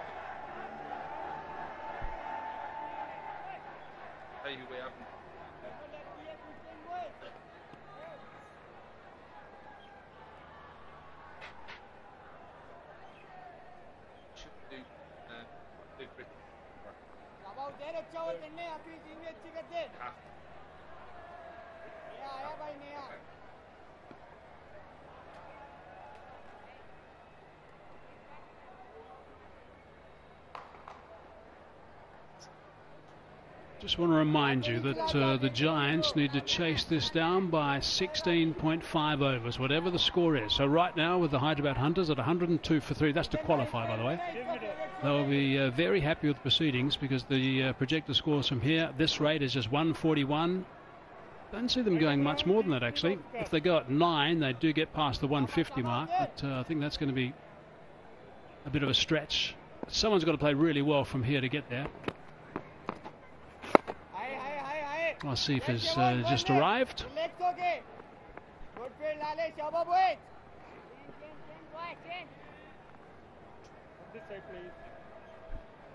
Yeah, a ball that was just floated up outside off stump, and I think he just tries to overhit it. Maybe just slides on with the arm. Simple catch for Ibtisam. Yeah, I think it was a case of, okay, we've got to step on the gas now and start charging. 1 ball left in this over, and Zik Oil arrives, unveil the reel, peel the label to win via a lucky draw. Every week prizes worth millions. Nice solid drive, straight to the man, long off, doesn't have to move too far, so it's only the single. It's a good over, a wicket, and also conceding 4, 15 gone, 104 for 3.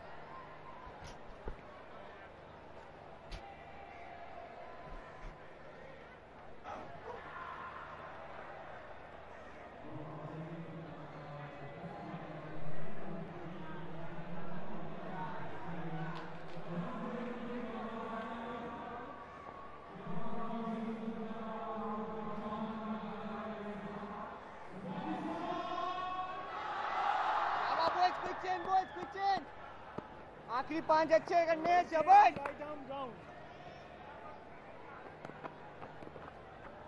आवाजें नहीं आ रही भाइयों शाबाश relax हो रहे हो शाबाश जाग दो आखिरी 5 के शाबाश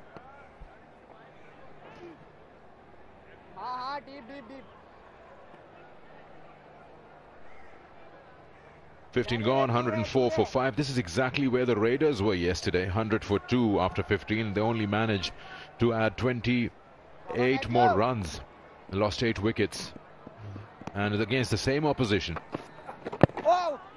Gujranwala Giants are a unit that figured out how to keep the opposition in check. And Trump is such an integral part with the ball, with his 4 overs. Goes miserly and he never gives runs away and also takes wickets. It's not easy to get those big shots going against him because of his variations, and he's a smart bowler. He never bowled 2 similar deliveries in an over. Sometimes seam up, sometimes he just rolls his fingers like a leg cutter. He's got a good back of the hand. This projected is not going to be enough for the Hyderabad Hunters to grab a victory before they exit the tournament. But more important, this game in terms of qualification is for the Giants. And Giants in that respect have done well. If they can keep them somewhere around 130, 35, they'll fancy their chances to score that quickly. Because we saw that, you know, that they need to score a certain number of runs in 16.5 overs or less. These are the wickets. Bowled extremely well. And it was those cutters rolling the fingers down the side of the ball. That slow ball out the back of the hand that did the trick for him. Really does possess a bag of tricks. That one was the seam up delivery. Possesses great skill. You see that he bowls that one wide. That's well done by the batter to get bat onto it. He outstretched himself, Wasif. Earns a boundary. Yeah, one of the rare poor deliveries from Trump. This one just given too much width. Wasif did well to get it wide of the man at cover. And then far enough away from the extra cover to get the boundary.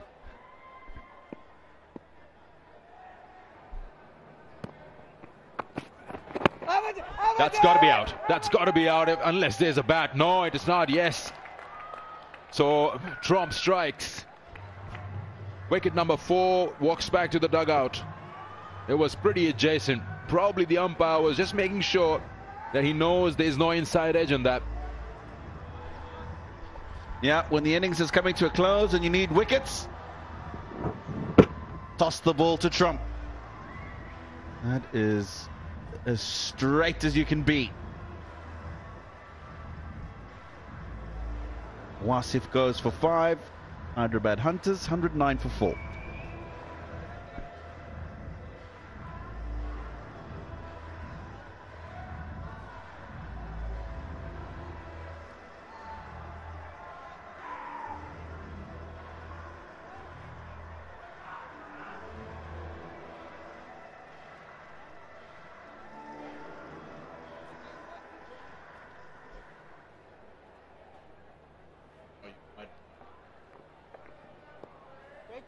Kitchen boys, shabash.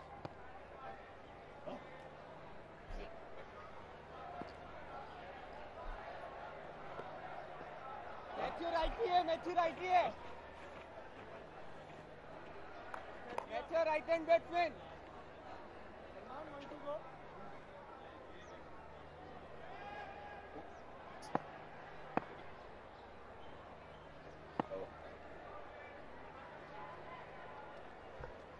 See so many facilities that Olympics has: swimming pool, the facility, the hockey ground, the football ground. We'll come back to that. This is a whole area has got world-class facilities available. 16 gone, 109 for 4.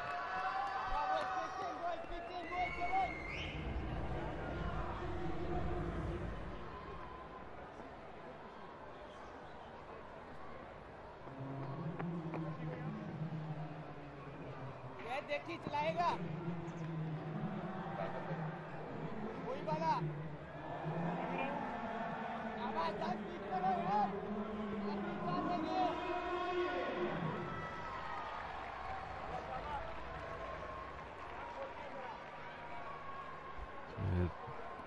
Start and then losing wickets in quick succession. It was been good out here that the spinners from the Gujranwala Giants, they've targeted the stumps 95%. They've not allowed any space for the Hunter batters to put the ball away. That's how on the target they've been.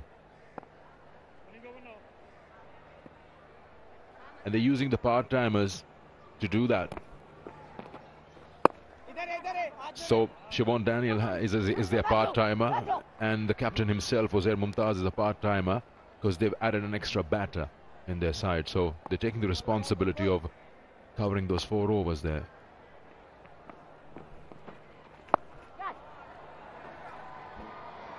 Earns him a boundary. We call it a slog, but that was pretty much in control. That was in control and it was well calculated. Took it from outside the off stump and made sure he flat batted it in front of the man, a deep backward square on the boundary. That is very well played. Boundary and over will do them some good from here on in. In this field, that'll allow them to get another single. Couple of balls to go in the over, 6 from it. 8 and over will get them to 142. Score they'll feel if they bowl well and field well. The Hunters might give them their first victory of the Pakistan Junior League. 148, 10 and over from here. A lot more comfortable for them. Right through. He's disturbed all the timber there. He's hit middle. Another wicket falls. Just exposed the stumps and he was nowhere near the ball. Yeah, this one is the one that goes on quickly with the arm. It's got through the shot before the ball's even got there. 3rd wicket for Mumtaz. And this will just peg the Hyderabad Hunters further back. He's enjoyed that.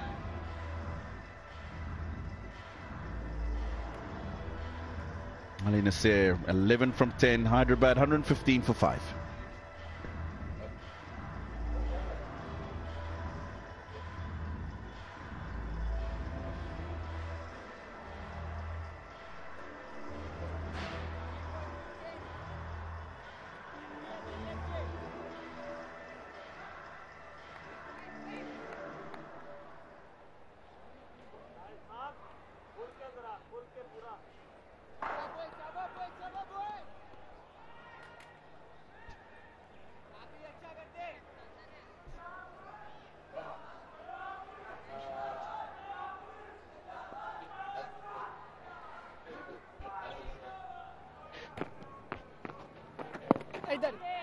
New batter Aftab on strike and end of the over. 17 gone, 115 for 5.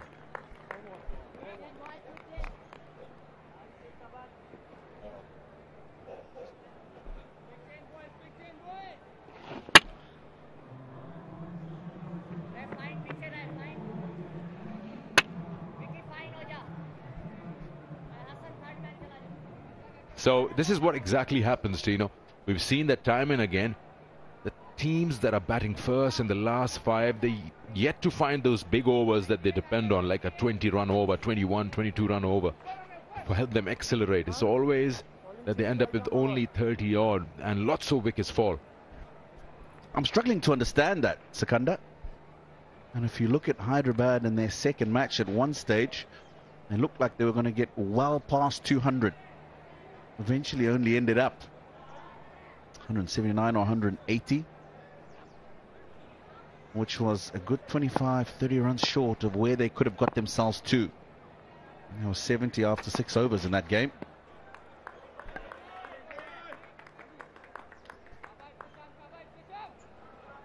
Yeah, I was just talking to Sana in our previous dinner, saying that Gujranwala has been a good side, but just not been able to close games in their favour.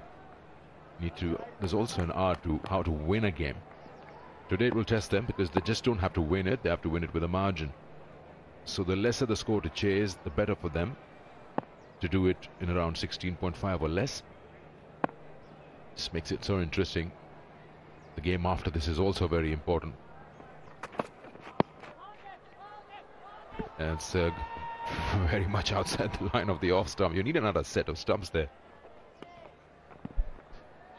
Yeah, and remember, they'll have to get the score in 16.5 overs. So you look at the current run rate now. They end the innings at 6.69 or 6.7. It would mean that they would have to have a run rate far superior to that to be able to get the result they require to make the top 4. So that's something that'll be in the back of their mind.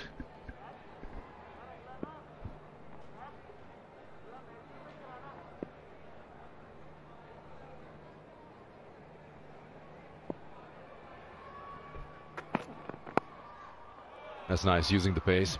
It's just that he's going to find third right there. Yeah, you're talking about the qualification standards or qualification equations. So it's correct that whatever score comes up, you have to score it around 16.5 or less number of overs. But that is not it all, because the match after this, Rawalpindi Raiders have to lose that game. If they win it, then these calculations mean nothing. So first is to get to those 4 points, Gujranwala Giants, and then Pindi loses. And hopefully the run rate goes down from Giants' point of view.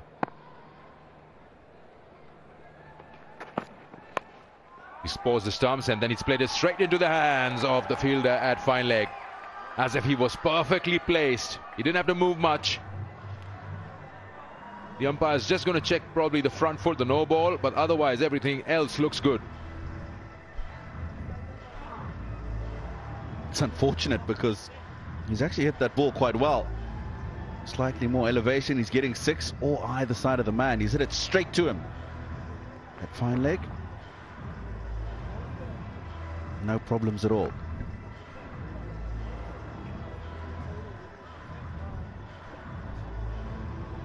All right, that looks pretty good. He's got more than half his boot behind the line.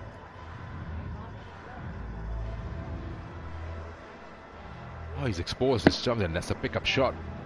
It's just unlucky. He finds the fielder. Look at that. He didn't have to move. Just right there. Good catch, Tino. He's looking into the sun.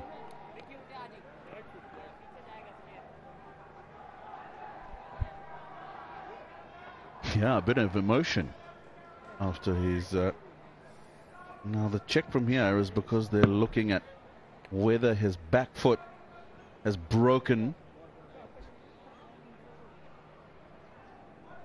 the crease, not the front foot. So all of that looks absolutely fine.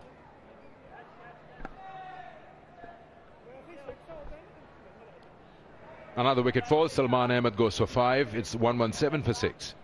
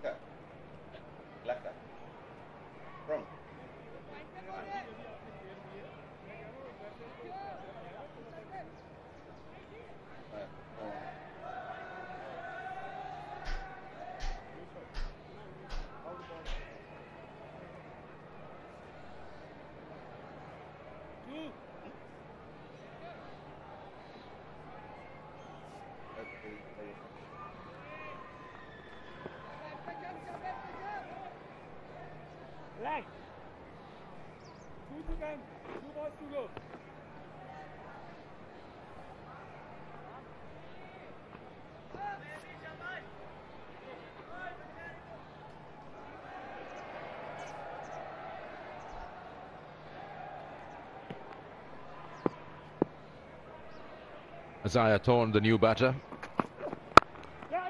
and straight away off the mark.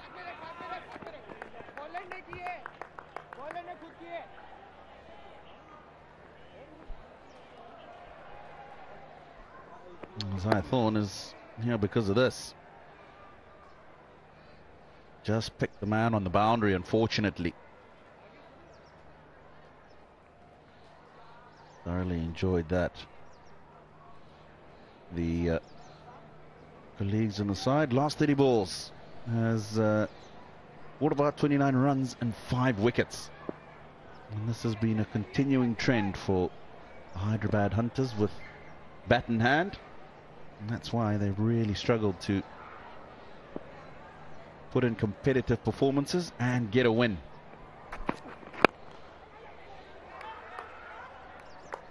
It'll be interesting to see how the Gujranwala Giants come and chase this.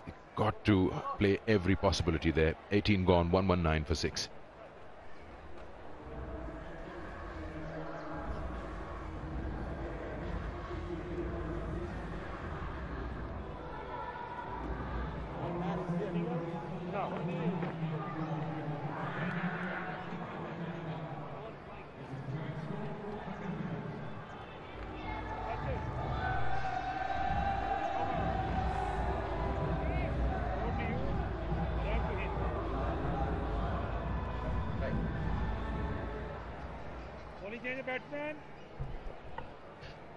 You want to take one of them home? I've got plenty. Of satellites? Yeah. No, it's fine. I got one back home, thanks. We don't trade animals or birds.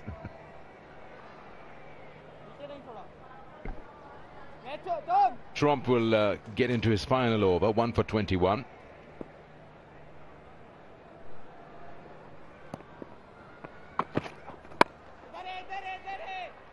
Direct hit would be interesting, but he holds on to the ball. He decides not to. Probably there's no one backing up, so good call that. He'll settle with a single. Would like to see more of Trump, so I'd say Gujranwala should qualify. They should try and put everything in this match today, and then just hope that Raiders lose the next one.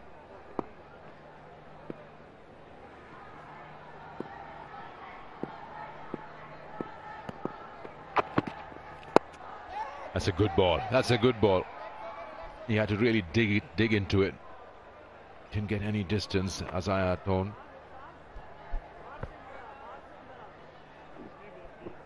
Yeah, there was no distance because the pace was taken off the ball once again.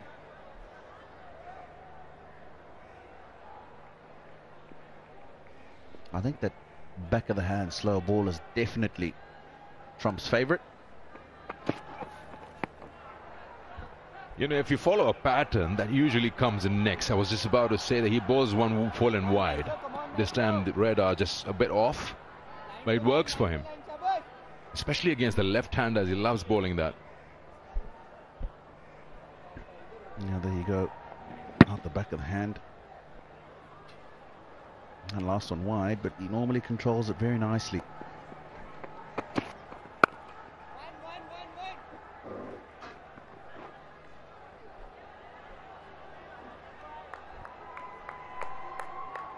Giants will be happy if they can continue to restrict them to ones.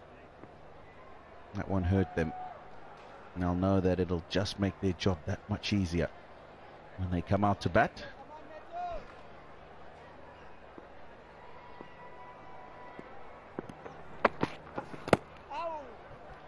Has missed everything.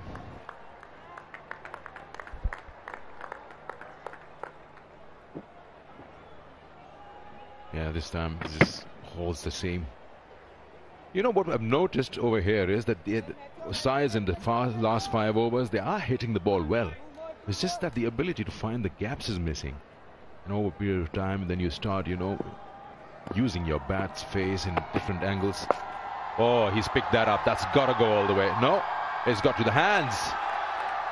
For a moment, I thought he's hit that well. But another wicket falls there. The Hunters lose yet another.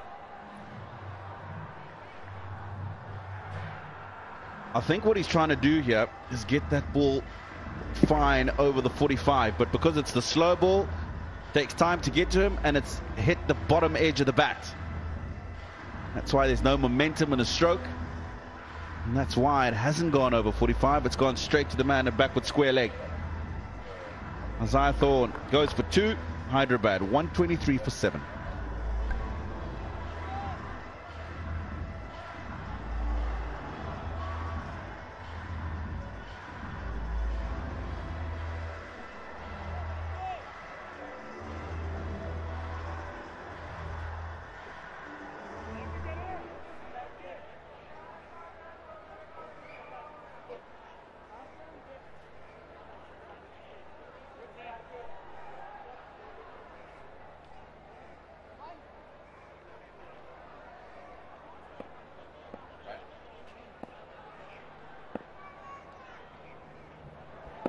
Trump last ball. As he got back, no. I was just going to say, he took 3 wickets in the previous game, and he gets those wickets in the last over. It's such a good death bowler that they've found. Hyderabad 1, 2, 3 for 7.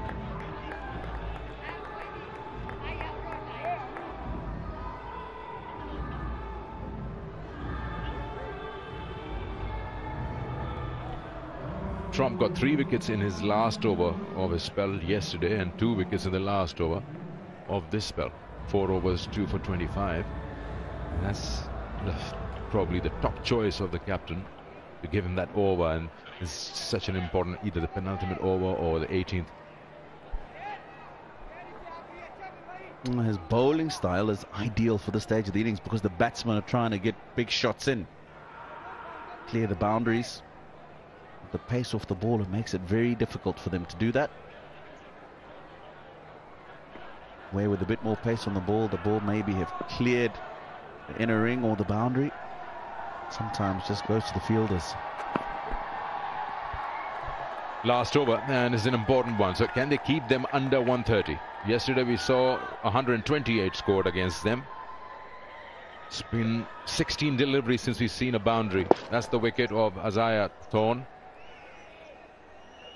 Second one for Matthew Trump. 22 runs for 5 wickets in the last 5 overs. 16 balls, no boundary in these overs. It's a big achievement from the Giants. The giant achievement. It's again smart. He's changing his length.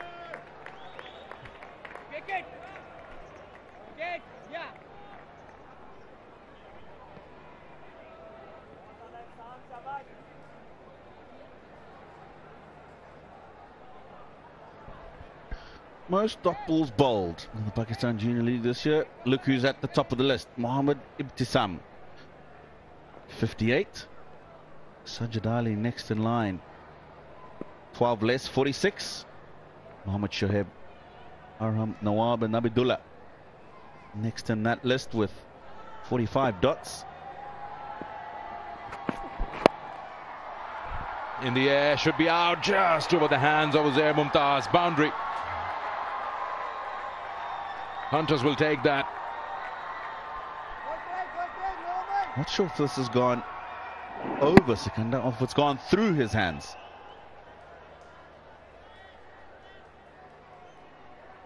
Yeah, just over the hands. Unlucky because it's gone for 4 as well. Rub with the shoulder. Hopefully he hasn't done himself any damage.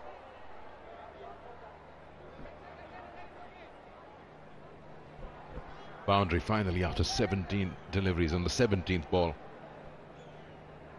Yes, Ibtisam has done well to top that list of most dot balls by a bowler in the PJL, being a fast bowler. Most of them were spinners. Through him. He's played that on to the stumps. Another one bites the dust. I like the idea, Sikandar. Pace on the ball and wanting to ramp it over the man at 45. He's unfortunate because it's ricocheted into the stumps. Otherwise he would have got himself a boundary, and that's why he's so disappointed. Cross seam delivery from Ibtisam. That is rather unfortunate. It's just the execution of the shot that didn't work well, but the idea was good. He's gone for 8 after Ibrahim, 127 for 8.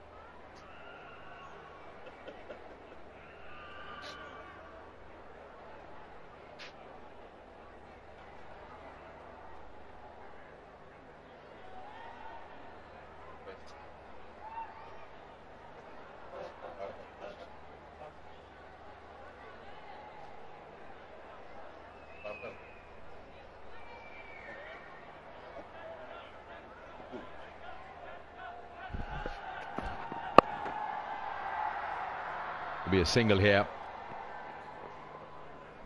taking them to 128 with 1 ball to go.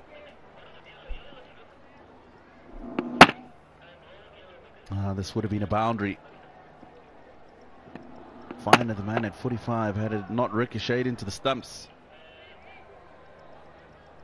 Another wicket for Ibtisam, his second today.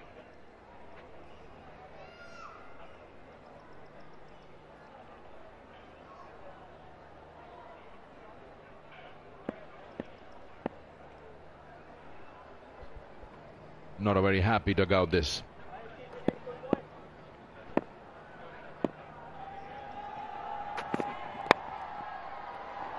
Outside edge, they'll complete 1. That's probably the maximum they'll get. So at the end of 20, it's 129 for 8 Hyderabad Hunters. Is it enough to defend? Not really sure, but it shouldn't be a problem. Can the Gujranwala Giants score it fast and quick and keep their hopes alive in this Pakistan Junior League? Very well done by Uzair Mumtaz and his men.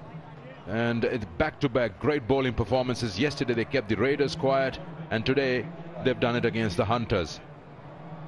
Yesterday's score was 128. Today they've given away 129. Very gettable.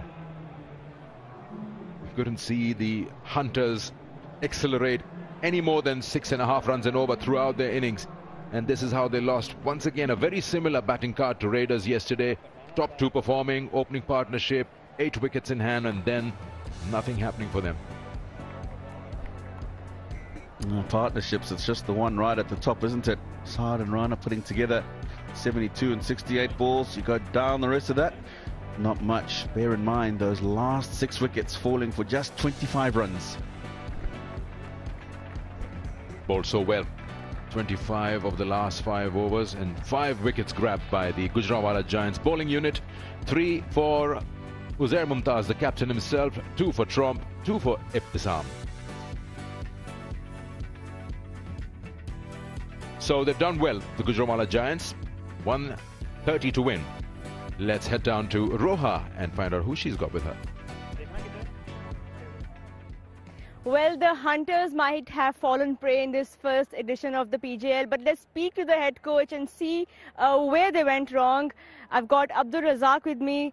Sir, आपके team combination के ऊपर पहले बात करते हैं. Batting में सबसे best power play performance है हंटर्स की, लेकिन मिडिल ओवर्स में जाके जो है ना कुछ कैपिटलाइज नहीं कर पाते हैं. तो क्या बात हुई आपके बॉयज से? देखिए, ये फर्स्ट टाइम सारे अंडर 19 खेल रहे हैं और हर टीम का मैंने देखा है जहाँ जो इनिंग्स बिल्ड करनी होती है वहाँ पे स्ट्रगल करती हैं. ये हर टीम में यही है कि जैसा कि हमारा बड़ा अच्छा स्टार्ट था, 10 ओवर में 70 रन थे, तो वहाँ पे इनिंग्स बिल्ड करनी थी, तो वहाँ पे ये प्रेशर लेते हैं. इनको एक्सपीरियंस नहीं है और हम उनसे बात करते हैं कि यहाँ पे रन बॉल जाना है, आपने एक बाउंड्री की तरफ जाना है. तो इनको हम ये मैसेज दे सकते हैं कि ये फील करते हैं प्रेशर ना कि बाउंड्री बड़ी है तो उसमें अपनी विकेट थ्रो कर रहे हैं. अच्छा, बॉलिंग के बारे में बताएं, वो भी थोड़ी अनइम्प्रेसिव रही है. आपको लगता है कि ड्राफ्ट के एरिया में है वहाँ पे गलतियाँ हुई थी कुछ प्लेयर्स पिक करते हुए? नहीं, डेफिनेटली देखिए, अंडर 19 है और ये अभी 3 डे गेम और 1 डे गेम खेलते आ रहे हैं जी. और अगर देखा जाए तो सारी टीमें एक बैलेंस में थी. मेन परफॉर्मेंस 1-2 प्लेयर परफॉर्म करते हैं तो आपकी टीम जीत जाती है. बिल्कुल. और जो प्रेशर नहीं लेते वो जो है वो टीमें जीत रही हैं.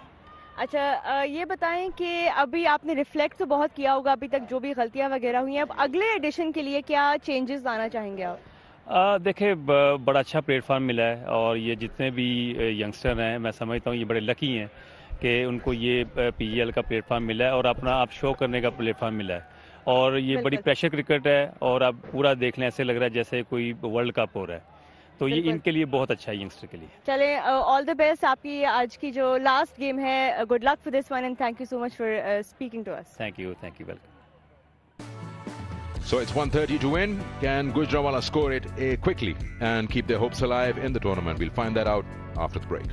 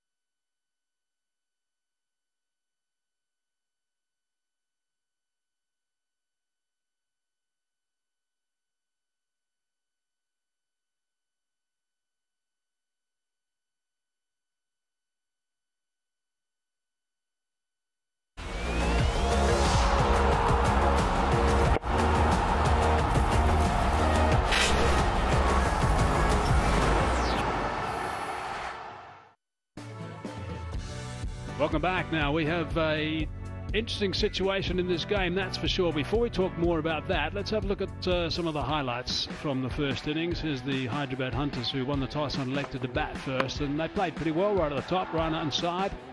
Nice little opening stand, a couple of strong shots. That stand, by the way, was 72. So they were well on the track to what they wanted to do, with some lofty blows down the ground as well and square. And just a little bit of good luck from time to time. It's nicely played square on the offside spin. A lot of spin was used also by the Giants. A bit of an assist, and that was a beautiful drive. And again, just opening the blade a fraction, so side, the left-hander. A couple of tight deliveries. So they decided to go down the ground, try and break the shackles, and he was caught long off for 43, 72 for 1 when he departed. And we saw a couple of good shots by Arbaz Khan. He looked really good. Unless Matthew Trump and Uzair Mumtaz again came in. And overall, the opening stand was good, but there was a bit of slow batting from Moiz Rana. And then we saw some run-outs, some poor shot selection. This was Arbaz Khan, captain Uzair Mumtaz, taking his wicket. He bowled really well, 3 wickets for 13 runs. Another wicket for him. The captain really came in when it really mattered. A must-win situation for them. Then a good connection, but good catch in the deep.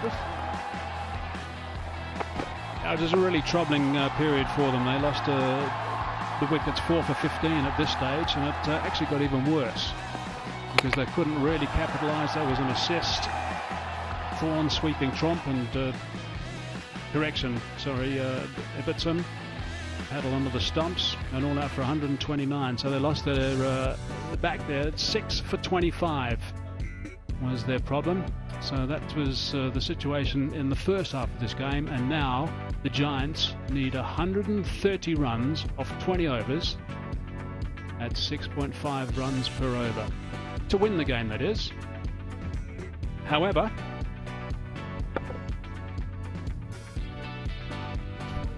if they chase this total down in 16.5 overs, their net run rates will be better than the Raiders. So that's the important part of the equation now. So they'll be quite simply concentrating on that, trying to chase it down in 16.5 overs. That's they need to go at 7.9 runs per over, by the way. And then the Raiders are going to have to win their match, which is the last one today, against the Royals. So there's so much on the go for today to keep you glued to your television sets. Okay, time for us to take a break. We'll have action when we come back, very shortly indeed.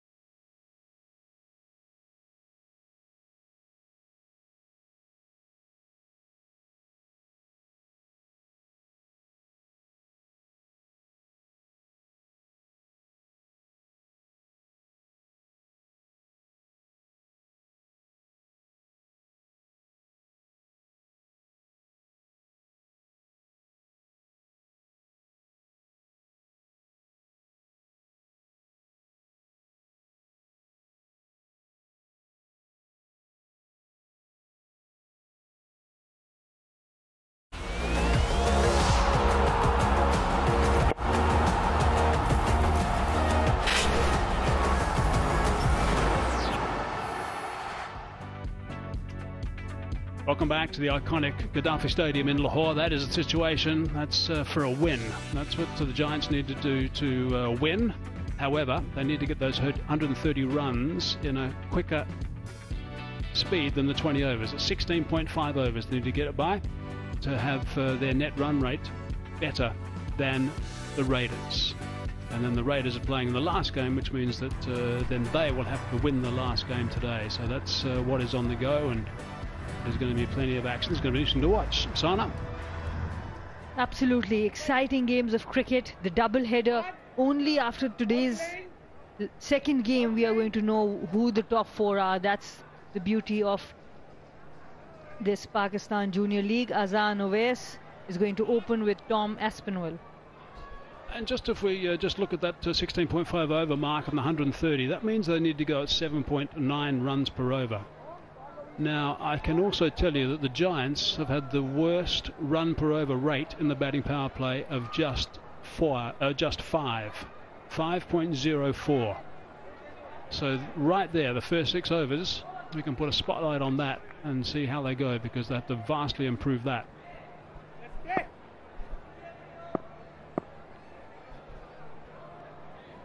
Nasir. That's why cricket is such an intriguing game, because there's so many possibilities. We are talking about this chase in 16.5 overs, but while they want to do that quickly, they don't want to lose this game, because if they lose this game, then they're already out of the competition and Raiders go through without the result of the next game. Aspinwall has been batting around about the 5 or 6 mark up until now, so he's obviously got some sort of instructions to get after the Hunters. Sliding leg side, I think. Not out's the call from the man in purple. And it's again because of that reason that they are looking at chasing this in 16.5, that they have got this change. Ali Nasir, he was really impressive in the last game, 50 runs, 3 wickets. Today he started well again. Couple of dot deliveries, 1 leg by. Imran Javed, the umpire who gave that one not out correctly.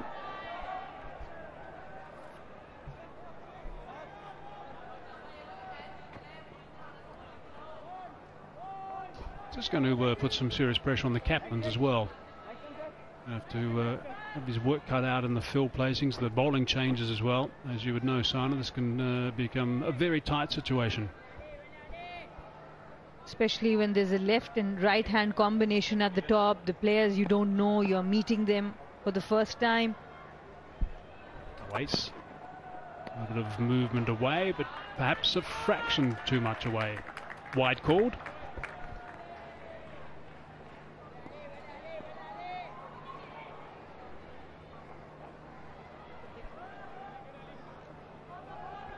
Abdul Razak, the head coach of Hyderabad Hunters, making sure that the bowler knows exactly when they need to post their fielders. Ali Nasir, of course he'll be depending on him. He got 3 wickets, couple of them with the new ball in the last game.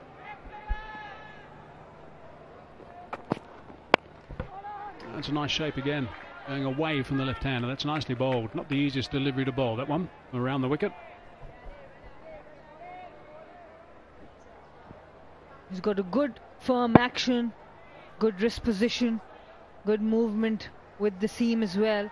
And he's got a very good chance against Azan Owais, who had 3 opportunities to open the batting, only been able to score 15 runs.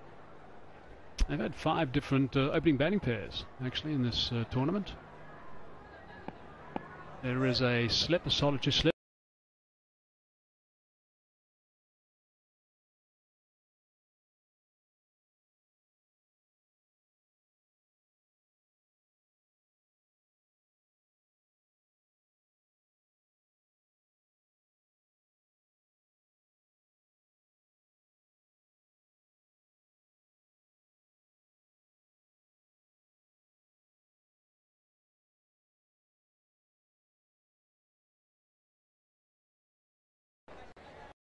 Where Ali Nasir can improve, otherwise His bowling is good, pace is all right, can swing the ball.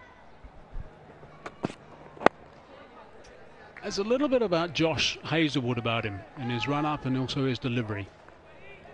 You watch him run up, it's just a little bit of a shuffle. I mean, doesn't really come screaming in, which is not a bad thing. It's fairly controlled as he runs in. He would be really excited if he can hear your comment. Who would not be, I think, at this age, be compared to someone like Josh Hazlewood? Who is remarkable in what he's done, actually. He was considered just a test bowler, Hazlewood, and now he's, there you go, that's very similar, I think. And then delivery gets a little bit of movement away. That slips out of the cordon, down to third man. And so Hazlewood now has developed into one of the very, very best T20 bowlers through sheer determination and looking to prove a point. Absolutely, because he has so much control, Hazlewood. In T20 cricket, of course, you need to have that control, especially in the power play. Good action, hands close to the body. Good front arm as well. Good head position and very good follow through. Rodney Hogg, Australian fast bowler, always said in a run-up a bowler should be able to have a glass of water on top of his head and it shouldn't be spilled too much. Keep his head nice and easy and nice and level as he bowls, runs up and in delivery and follow through.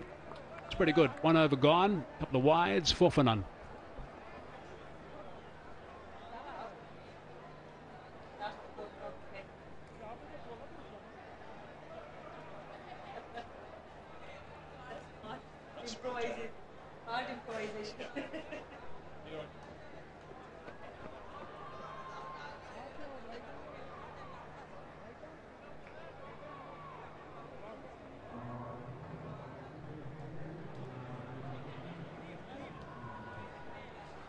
There are no dramas. It's nice and early, but they do need to go at 8 runs and over. Going at 4 on that first over only. Gee, that looks beautiful. It looks so inviting.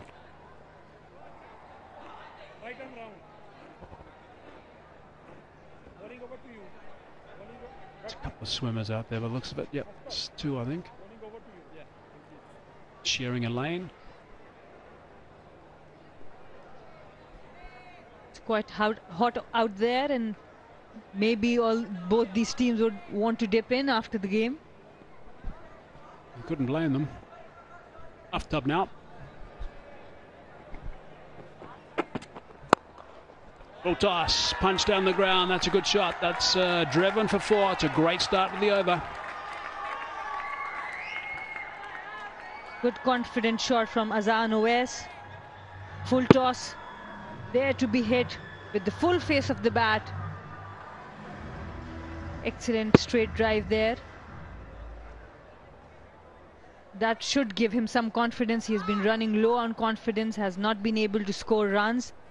But whenever you get a boundary from the middle of the bat, it definitely gives you a lot of confidence. Oh, it's a nice little punch again, and that's through. That's going to be a little bit of a teaser. Couple the result.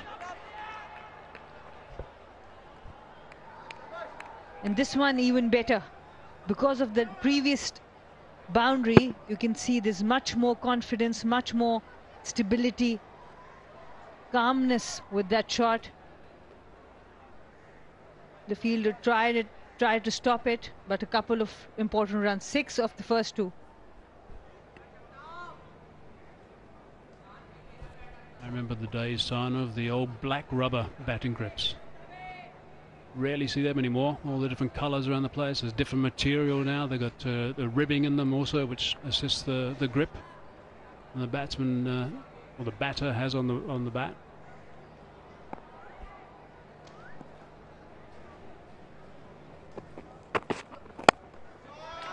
It's a solid shot again. Nicely fielded. It does seem like he likes to drive, and that is what he's getting at the moment. A lot of drives for him. Quite full. Again with the full face of the bat. That's good signs for Azan Owais. Good signs for Gujranwala Giant, who are looking to qualify for the top 4.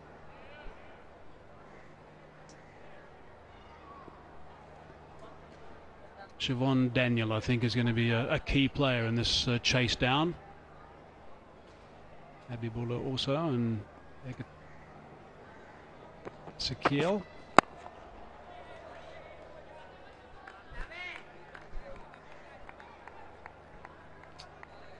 Zik Oil, Zik Motor Oil, unveil the real. Peel the label to win via a lucky draw. Every week prizes worth millions.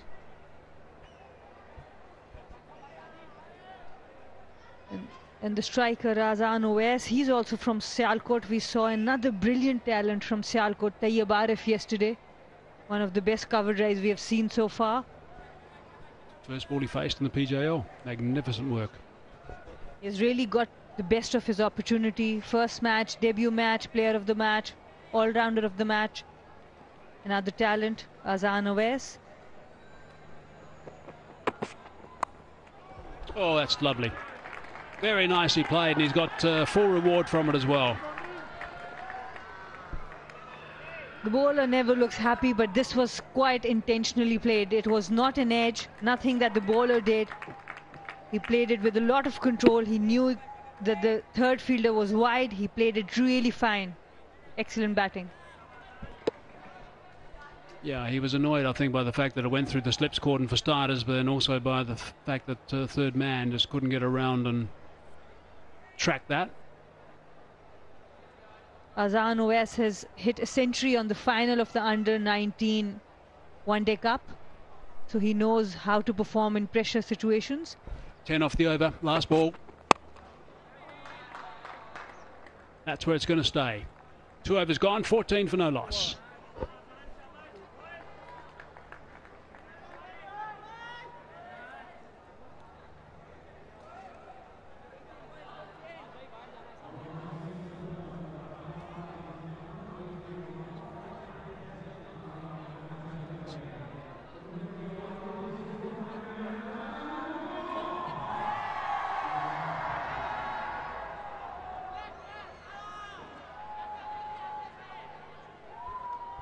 There was a game on there not so long ago. I was wondering if they're watching it again to get another game prepared. Get the pitch prepared for another game shortly. Artificial surface. Brilliant camera work there. Good to watch how a hockey field is watered.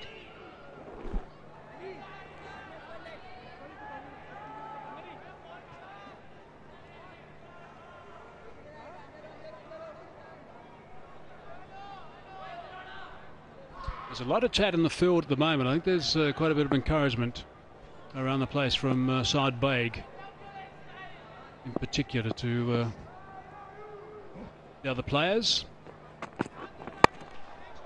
Going hard down the ground, not quite out of the middle. Going to pick up a couple of runs, and that's probably all. And that's the reason Tom Aspinwall has been promoted up the order to clear that inner circle. Even though it was a miss hit, not from the middle of the bat, but he was able to clear it. And the relay fielder did it really well because the cap was down, and if he had not caught the ball, it might have landed on the cap. I spotted that as well. I thought, oh, here's trouble, but no. Suddenly the claw came out.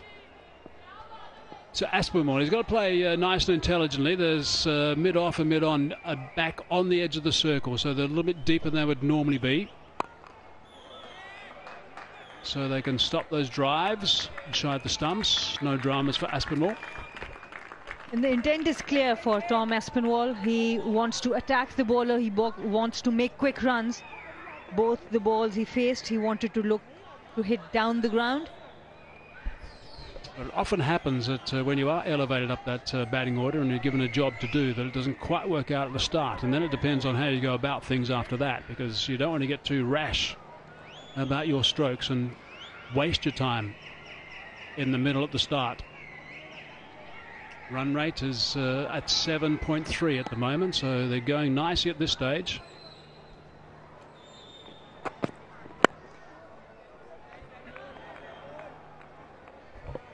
Solid forward defence. Sort of defence you need, I think, at the Kingdom Valley. You can go to the official Facebook page and get a chance to win exciting prizes, and you can be the next winner. Royal Lifestyle. That's the busy roads of Lahore for you. Main Boulevard, Gulberg. Hustle and bustle at every time you are going to visit there.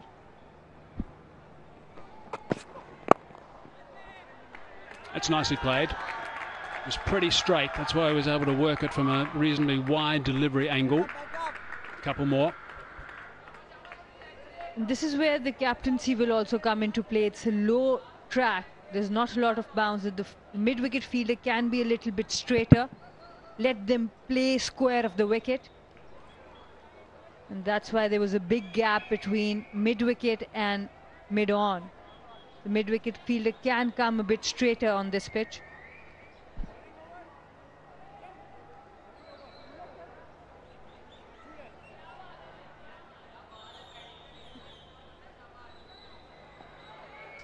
Pace bowling lineup for the Hunters has been a real concern throughout this tournament. Only 7 wickets amongst the quicker bowlers.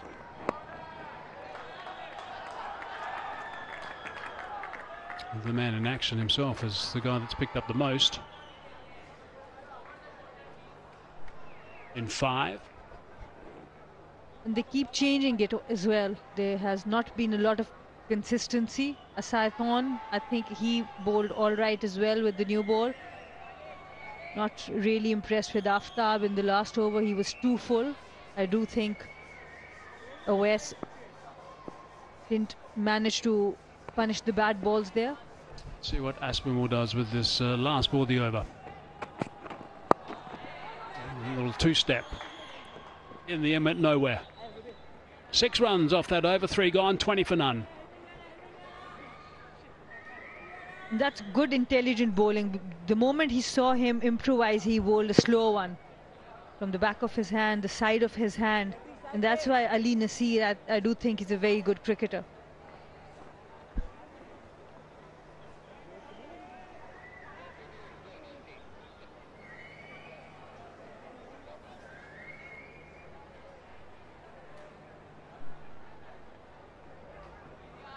Just a quick look at what happened at the start of this game. Match number 13, the Hyderabad Hunters. They got off to a reasonable start, but Saad went for 43, Rana for 25, and then it fell away quite dramatically. They ended up losing right at the end of the innings, 6 wickets for 25, which pegged him at that 129 mark. Mumtaz, the captain, 3 for 13, was terrific. Trump was good again.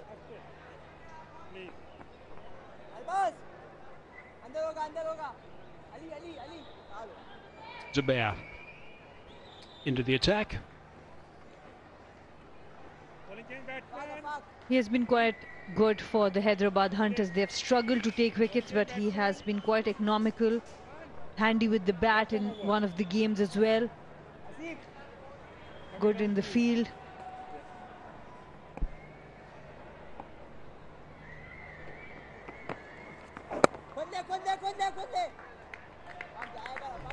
I think they've really got to be a little bit careful here, the Giants, that they don't do anything too extravagant. They've got to make sure that Aspinwall finds his groove, because when he gets going, he can thump the ball quite nicely. We haven't seen that so far. Awais has played well for his 15 off 13.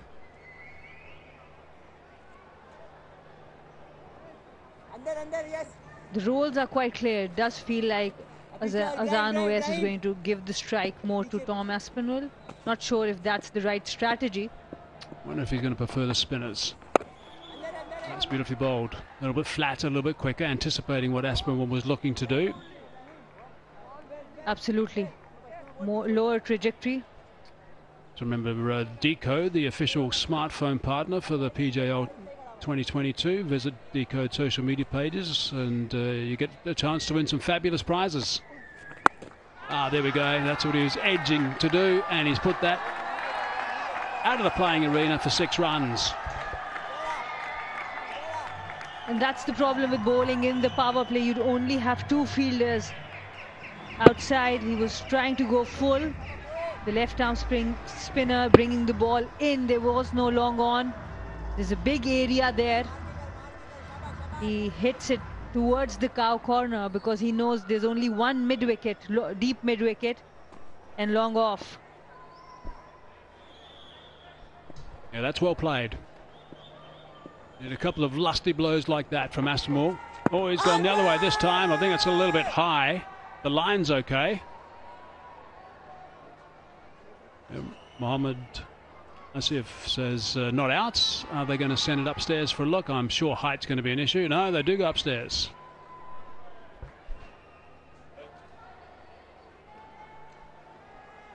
The bowlers have been really good with convincing their captains to take reviews in the Pakistan Junior League. Apart from the height, it was dead straight.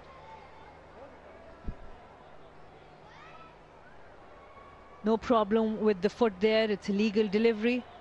Now we follow the process. Was there any bat involved?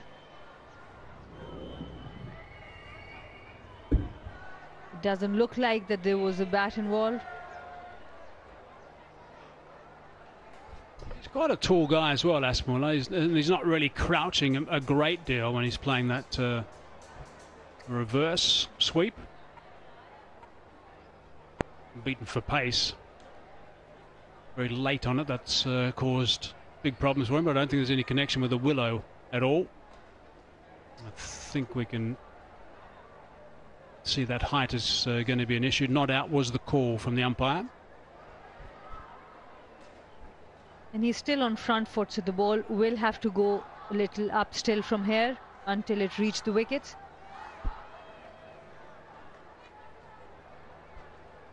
The previous ball, he hit for 6. He played it beautifully and tried something a little bit different. Let's have a look at the line. I don't think that's going to be an issue. It's fairly short. See how quickly it got on him. He didn't get a chance to jam that bat down in time. So it's adjacent with the connection.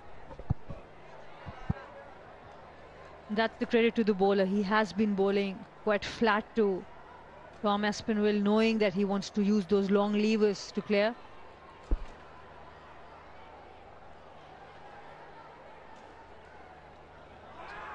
Oh, wow, there we go. Up goes the finger. That is an important wicket. He can be quite dangerous in this sort of situation, Aspinwall.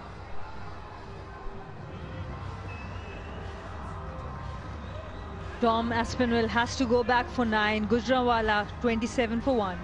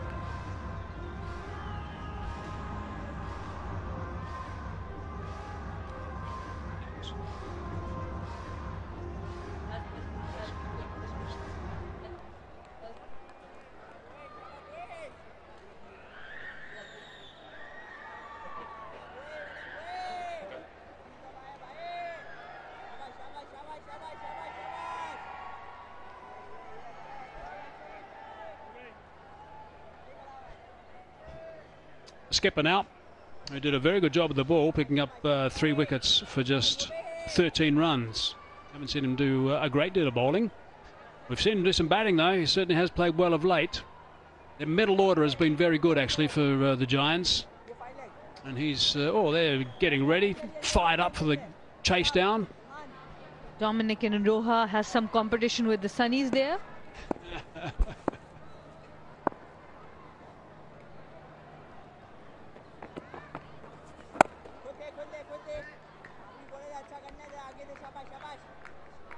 Yes, Uzair has been really impressive with the bat. He has generally performed under pressure as a captain. Last game, the first game of the tournament as well, he had a 50 there. A little bit of an outside quarter of the bat, I think, that time. Just clearly a little bit of purchase. That's good stuff. An important wicket. 7 off the over. 27 for 1.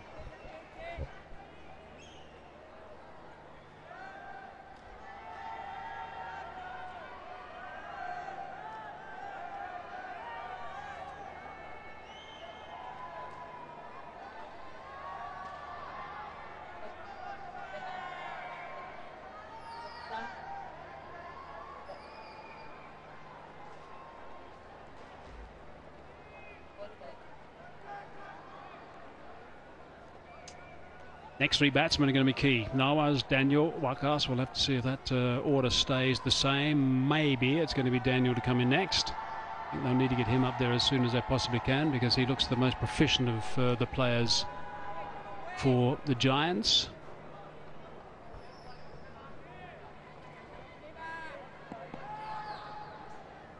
Muneeb now.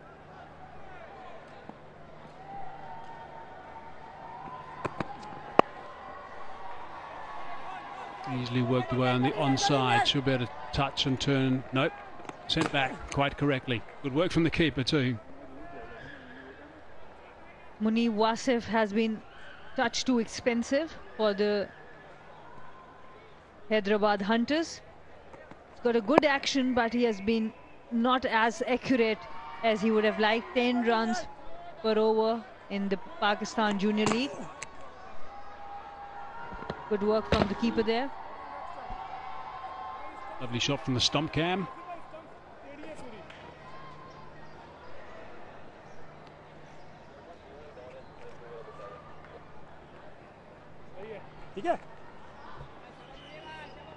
So the elevation of Aspinwall didn't work. So now they need to keep going at this rate for a while. Just a shade around the 7 mark. That's a good shot from the skipper.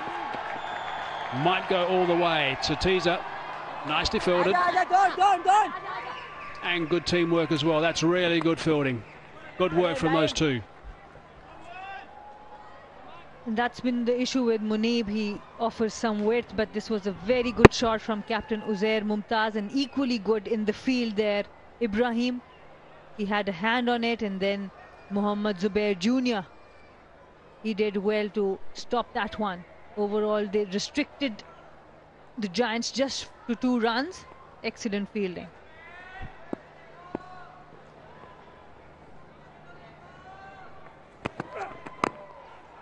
Oh, beautifully bowled. Nice hustling from Muneeb. This ball stayed a bit low as well, and it came in. Tried to manage it on the back foot. Got the inside edge, toe edge of the bat. Uzair Mumtaz, it's on him that the team is relying if they really want to qualify for their top 4. Nice little punch. He's got through that inner circle as well. Easily back for the second.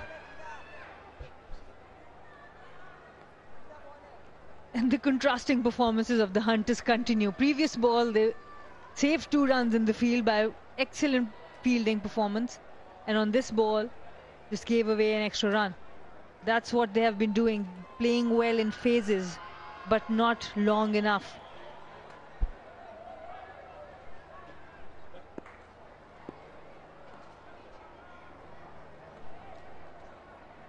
Run rate at 6.9 at the moment is absolutely fine as far as the Giants are concerned.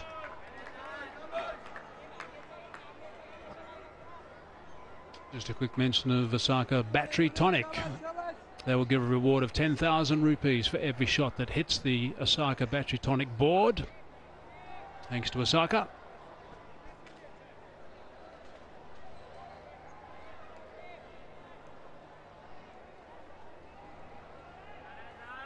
To hit that board, they have to really have a top edge to 3rd for now from this end.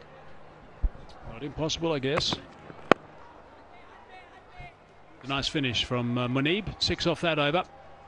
33 for 1.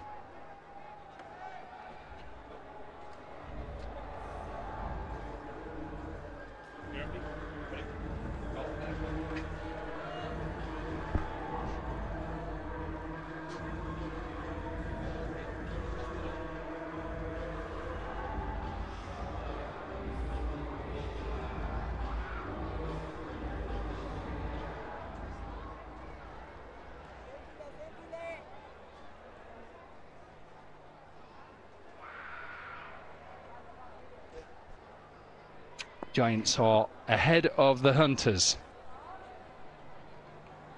33 for 1 from 5. Just remember they're chasing 130 to win. and to get their run rate in a better place where the Raiders are currently at 4th. They need to do it within 16.5 overs. And that'll just give themselves a little chance to get themselves into that top 4. They'll want the Royals in this later game to beat the Raiders. And then all of a sudden they may just get in that top 4. Lovely shot. A little bit leg side from Mohamed Zubair Jr. It's a lovely sweep shot, and it's a good afternoon to Tino. Good afternoon. Corky, now that's well played. He's made sure it's gone fine of the man at 45. You've seen these outfields all throughout this competition. Once it's past that 30-yard circle, very difficult to pull back.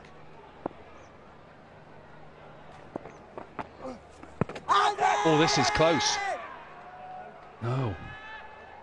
Just outside. What a lovely bit of headwear you're wearing today, Tino. Thank you very much.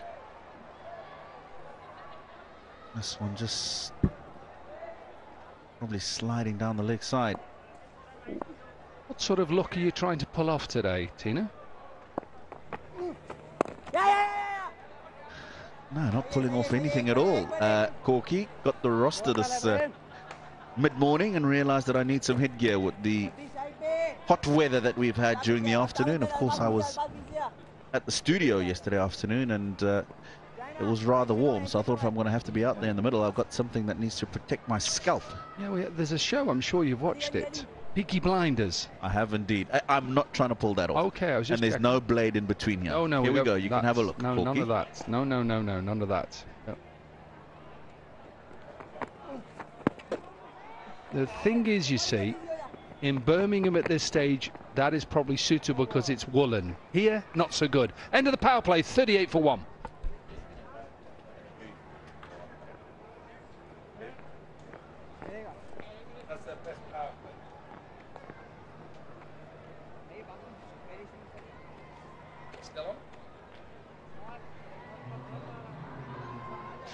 So their best power play so far for the Gujranwala Giants, 38 for 1.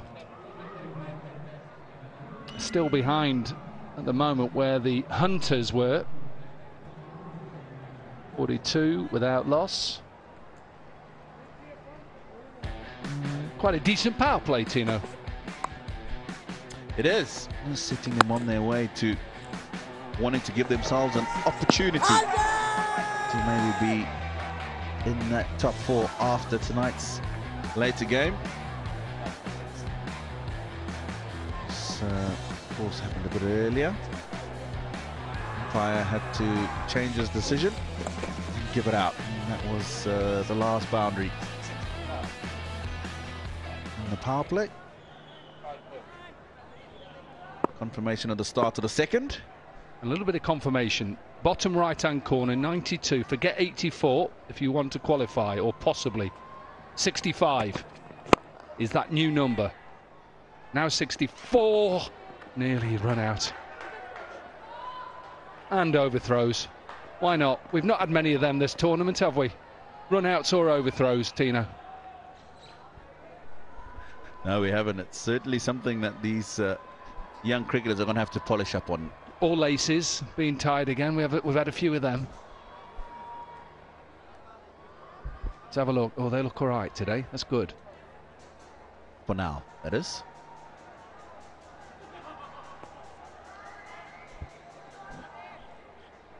So just take 19 deliveries off what is on your screen now, and that's what they've got to get the 90 runs in. So a little bit more pressure. Chasing 130, comfortable. Chasing 130 in 16.5, a little bit more difficult.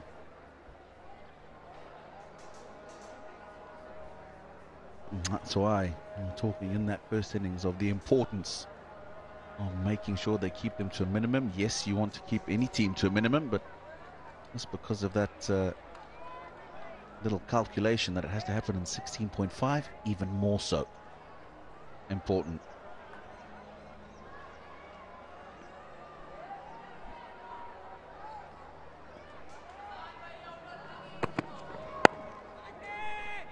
Looks like it's a slow ball. This is good running. Always crucial in between those boundaries if you're getting them, to ensure that the running between the wickets is just as good. This is a typical example. Just pushed it straight in front of the man at mid-off, but good understanding between the two batsmen. Out of the block straight away.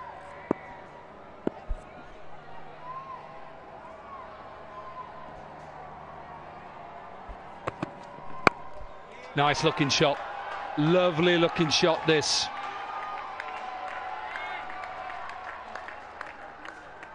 Length delivery with mid-wicket and mid-on up in the circle. Tino, take a look at this. Yeah, well, they need to chase quickly, and this will make life a lot easier. That's a very good shot. Nobody back on the boundary, but even if there was, he would have just been admiring this stroke. It's gone a good 15-20 meters past the boundary line.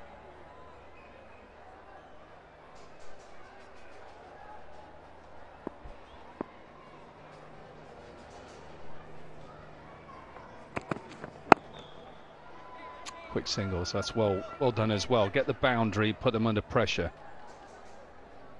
Closing in on 50. And what they've got to try and do, 81 required, break it down. Remember those 19 balls. So 81 in 60 balls. So break it down, 30 balls each. So 40-41 to win, or 30-51, whichever way they want to go it in the 30 balls. That's what they need to do to just give themselves a little bit of hope that the Royals beat the Raiders later on tonight and they get through to the playoffs.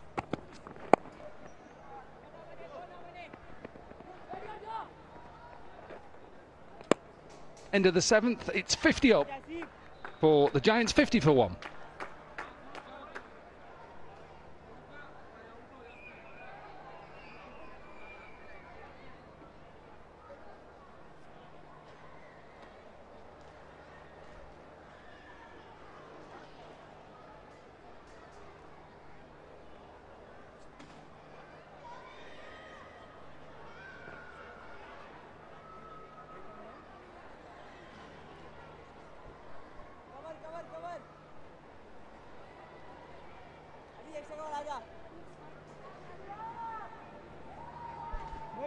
Right, so top 4 teams, of course, will qualify. The top 2 will play the first match between themselves, and whoever loses that game will have an opportunity to play the winner of 3rd and 4th.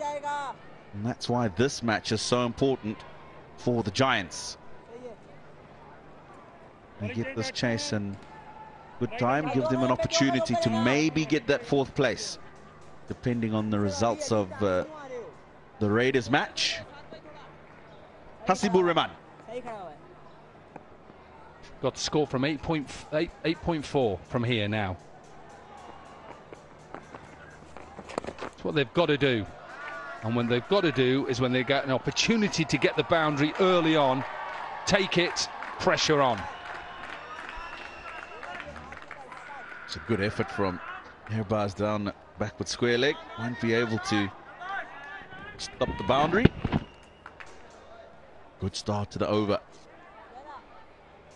4 of those 8 runs required per over from now on. Taking care of first ball.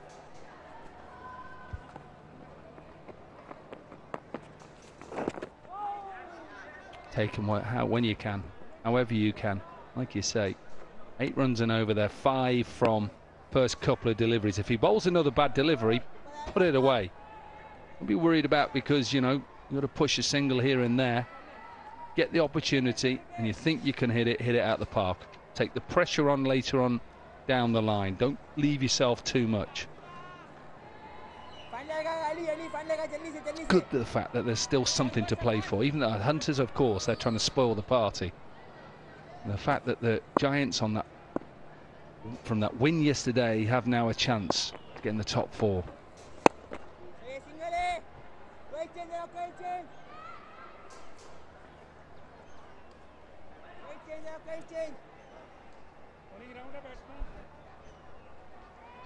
Inverex Solar Energy. Visit the Inverex Solar Energy social media pages.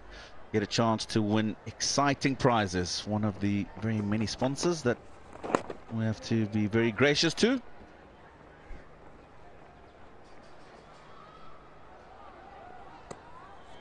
So many things on offer for this Pakistan Junior League. There's chances of winning exciting prizes, millions, but also the fact that you can come in and watch some free cricket. Glad to see that a lot of school children and teams have come in.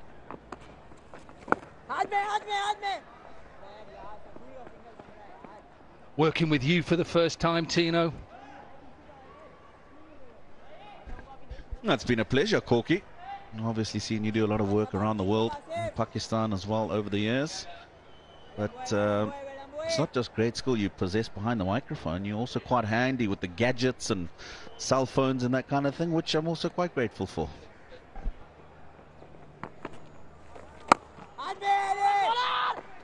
And take a single, yep. That's...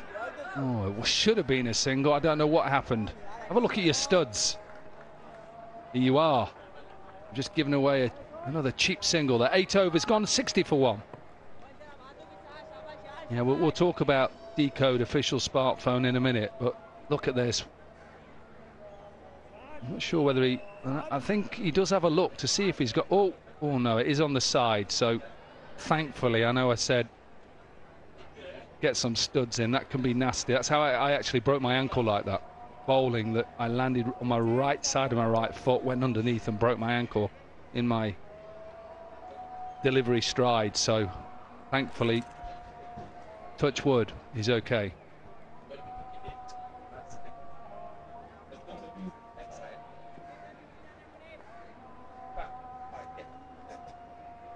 Change of bowling then. Isaiah Torn, who was left out of the last game, back in today. It's the last 2 games.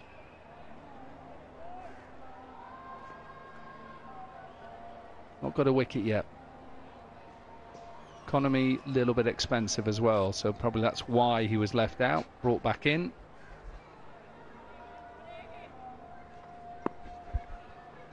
Yeah, all-rounder in the side for today. Probably more handy with the ball in hand than the bat.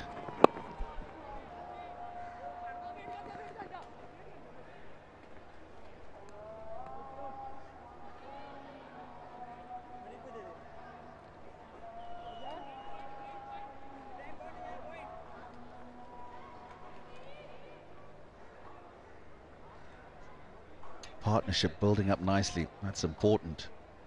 34 and 27.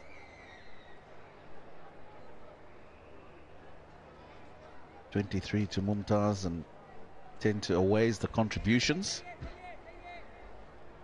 But this will just make life a bit easier for the Giants if they can continue the way they have been and complementing each other well in the middle. Right left hand combination as well, so just a little bit extra for the captain on the field to have to deal with.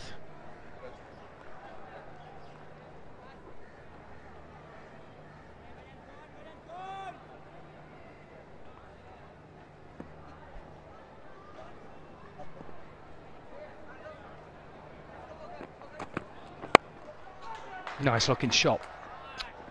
Square drive, should pick up 2 because of the drive, no sent back. See, quite a good piece of fielding in the end. Yeah, it is, but I think this is sloppy from the batters. They really should have got themselves 2 here. And I think that's the discussion that's going on between the 2 of them. Because they literally got into the other end, and then he has gone and picked up the ball and rolled. That's more than enough time for you to come back for the second. All of those things will help with trying to get this total quicker. They just try to overhit that. It's a little bit of an inside edge. What's good about these 2 games today, there's still something on them. Even though the Hunters are out, we know that Giants have got a chance later on. The Royals can go top of the league, and we know how important it is to be in the top 2. Because you have 2 chances then to get through to the final, and the Raiders are trying to stay in the top 4. And even tomorrow's game, there's something on it. Oh, dropped. difficult chance that came back to him. He may have got a little paw on it, but it goes away for a boundary. Definitely brushed that left hand, but it came back quicker than he expected it to. He didn't have time to get the full hand on the ball. It's a slower ball. And there, he's just got a hand on it. But middle from the circle, goes away for a boundary. 6 in the over. 2 balls to go.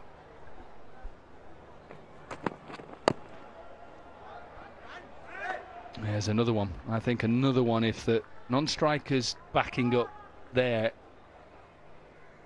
I think there's a single there, even though he's taken one. That horrible thing when you get an inside edge onto your knee, misses the pad, hits that just inside of the knee, and it isn't very pleasant. No, it's not. And you just can't get padding on that part of the leg. That part, the inside part of the knee, sometimes it ricochets into the ankle. But there's very little flesh there as well, so very painful. Never nice, that.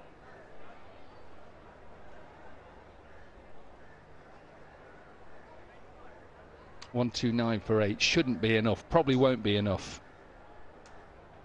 Good from the captain, who brought himself onto bowl. 3 for 13. Ibtisam with 2 for 17 in reply. 66 for 1.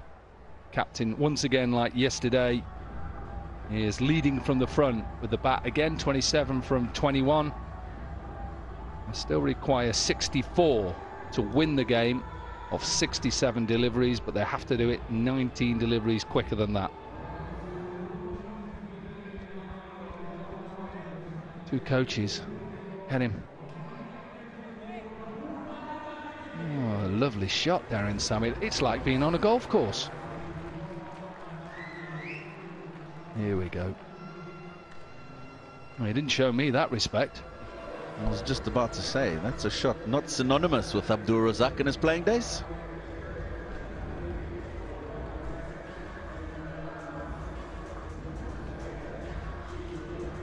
Overseas professional for Hampshire when I was there. He part of the team.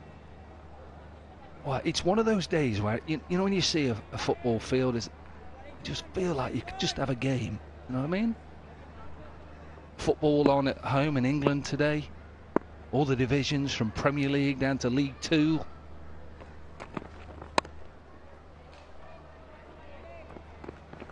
Who's your team playing this week?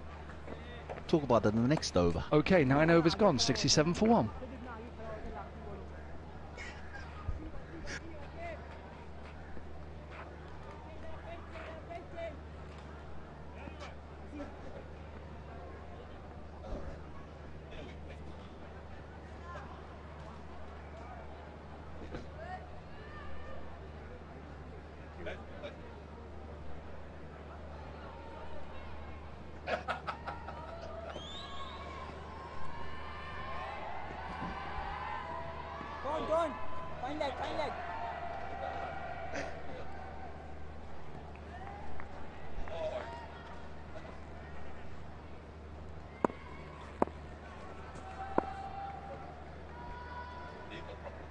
Hasibur Rahman.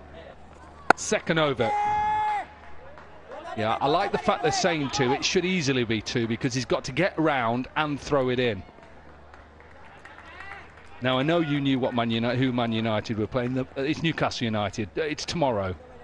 It is. Absolutely. Indeed.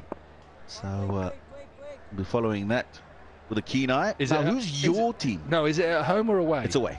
It's at home. It's away for Newcastle United.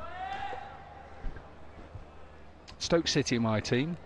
They play on, they play today. Preston North End. That is a blast from the past.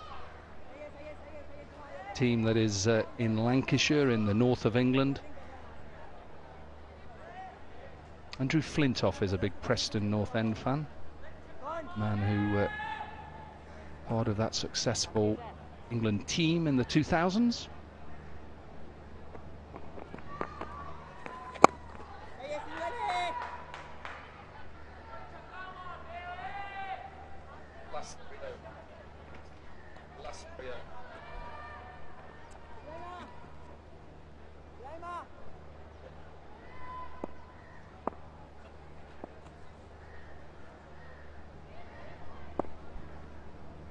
Just sense something's building. Thought it was. I knew they were looking for a boundary, and it's the big wicket of the captain, Uzair Mumtaz, who has wickets. A 50 yesterday, but he's out in the 30s. Yeah, disappointed from him, yeah. That's well-controlled delivery. Snipping back into the right-hander, didn't give himself room to be able to execute the cut shot. Too close for him to play that stroke, and he goes for 31. He's batted well. Gujranwala, 71 for 2.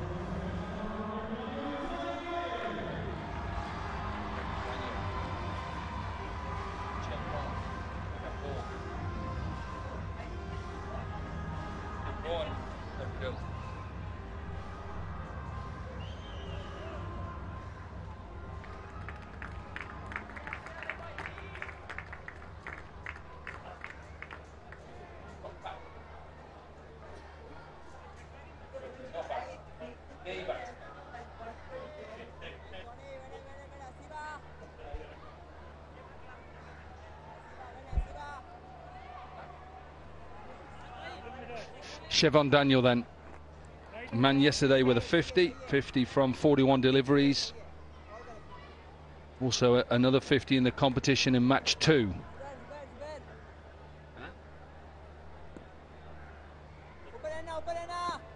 Floodlights are coming on. Sun is setting over the beautiful city of Lahore. Oh, just a little bit of spin kept down as well. I quite like the look of this Hasibur Rahman. Yeah, it is the googly, but he releases it different to everybody else. Almost pops it out the front as opposed to coming around the back. Outside the line. It's outside the line. I know they're excited. They're thinking they've got another wicket, but a good over. 4 overs gone. We're halfway. Now the Giants under a bit of pressure. 71 for 2.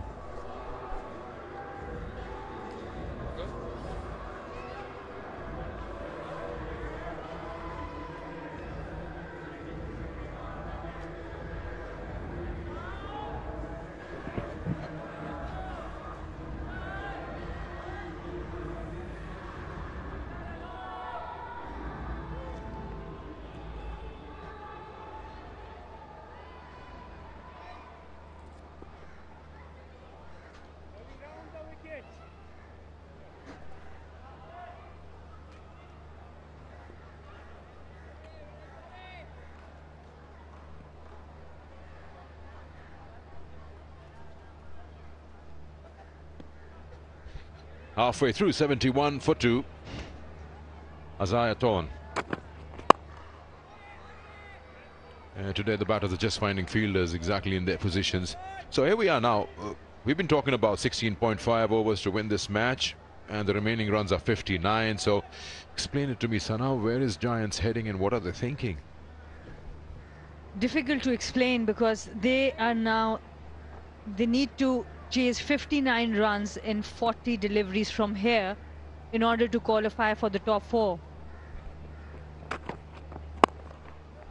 So for the viewers, it's on your screen, you can see they need to win 58 of 58 deliveries, 58 runs of 58 deliveries.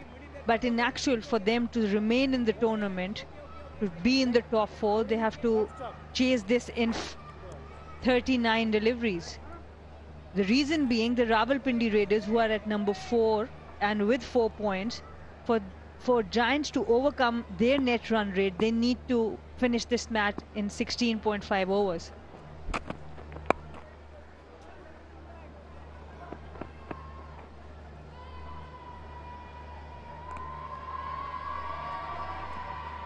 That's what you can do. You can win yourself 10,000 rupees if you hit that board while batting. And Osaka Battery will give a reward of that amount for every shot that is hit on the Osaka Battery tonic board. So to your question, Sikandar, Azan away, especially he has to start accelerating now. I'm not sure. Chevon Daniel is coming at number 4. Why wasn't he sent a little up Aspinwall was a gamble that they played, sent him to open, but he wasn't looking in any mood or out of sorts to be hitting the ball and using the power play. Tom Aspinwall didn't waste many deliveries, but here he was 9 of 9. But Azan Oais, he has consumed 27 deliveries at the top of the order and made 28 runs. Direct hit would be trouble. And a miss. They scored 38 in the power play. That's also, what, a little more than run a ball? 36 balls, 38 runs. He would have been out.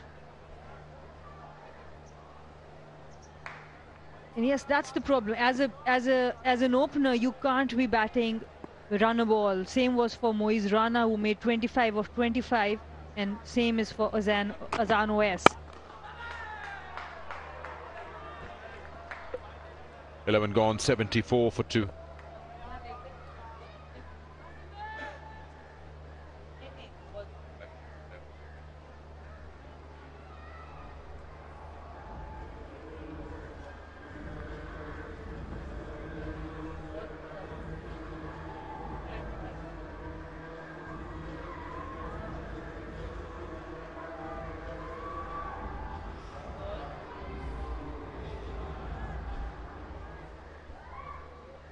The comparisons also show Hyderabad was sluggish but still better than Gujranwala. They should be quicker. 38 in the power play, 42 for them. Well, they've got 5.5 overs.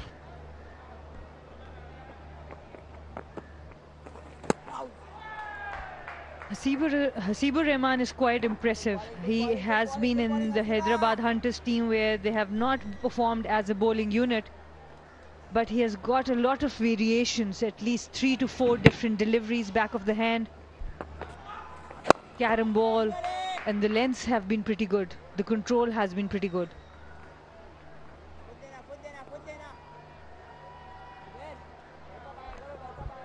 We'll still have viewers that how this calculation is made. This is according to the net run rates at the moment on the points table. So Raiders have a certain net run rate, and the calculation says that if Giants scores this total in 16.5 overs or less, then their net run rate will become better than the Rawalpindi Raiders at the end of 13 games. Then the match tonight, Raiders have to lose that. If they win it, then everything else is irrelevant.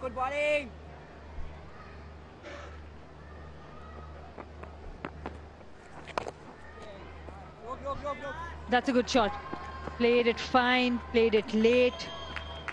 It was inside edge, but he also played it quite late. Hasibur Rahman won't be that happy. Yeah, they need, as you said, around 10, a little more than 10 runs and over. So they've got 6. I'm just going to focus on that. 2 more deliveries to go. Can they squeeze in 4 more runs? And then take it over by over. Try to get a bigger over somewhere. Yes, they need 10 runs per over to get that chase in 16.5. That's more like it. More attack. Maybe a couple of runs there. Good running. Aggressive running there. Yeah, that's more like it. Siobhan Daniel is quick, and it was his call. He knew he's running to the danger end. He complete those 2, so that's more like it. Run the first one hard. Look at Siobhan Daniel running at the far side. He's the one who's prompting him for the second. Well done.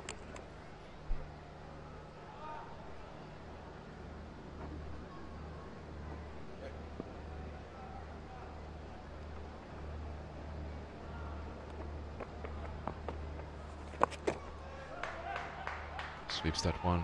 Oh, misfield. Can they come back? That's why you say run the first one hard again. Good running. You put the pressure on.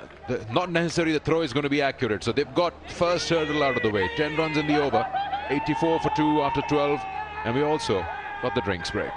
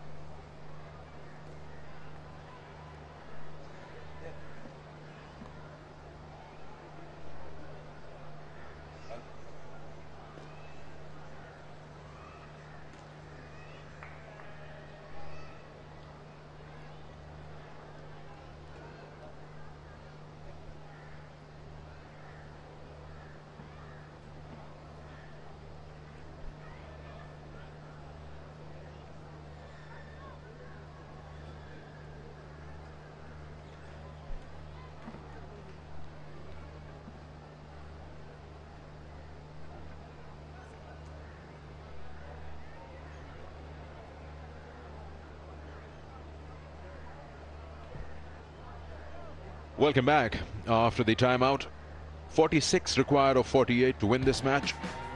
And the wickets here.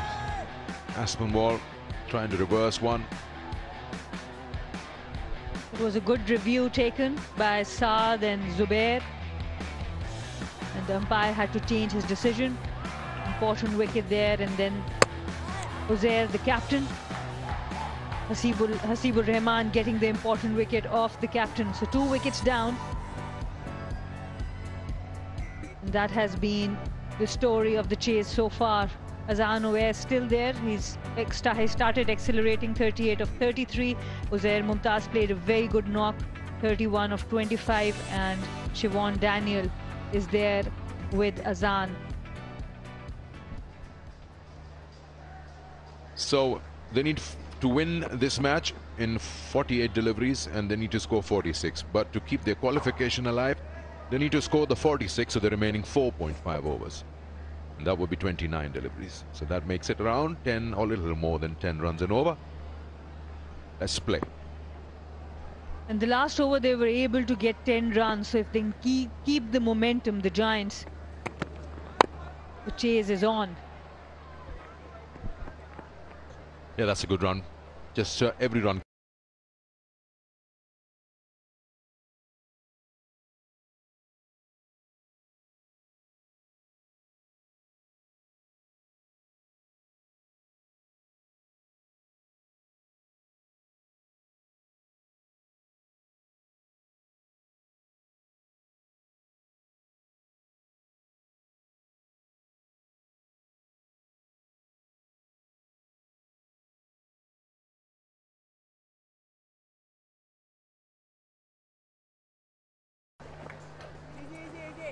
I guess the plan here, according to the field position, just seems like I think the first ball was a bit middle leg, and he didn't want that because there's nobody protecting the onside boundary around the cow corner or mid-wicket.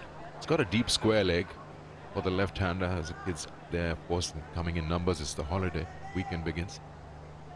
So he's trying to keep it full and wide outside the off because Siobhan is trying to play that over mid-wicket. There's nobody marking the boundary.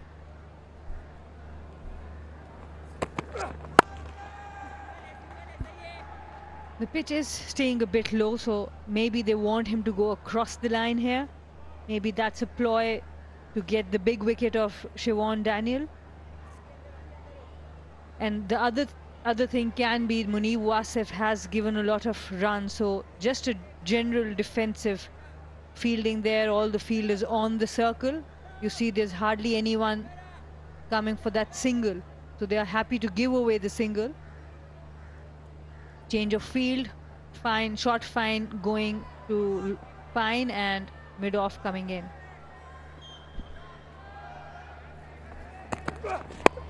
See, that's the idea. He moved across outside the line of the ball, and that's the area I was talking about. He's eyeing for that, and he's done well because the angle is being taken away from the left-hander. So he improvises. Brilliantly done. And that's more like it from Azan Owais. He's settled. He's faced a lot of deliveries, using the crease really well. He knew where the bowler was about to bowl. He couldn't go outside off because mid-off was up. So he had to go within the stumps. Use of crease and use of wrist. Good execution there by Azan Owais.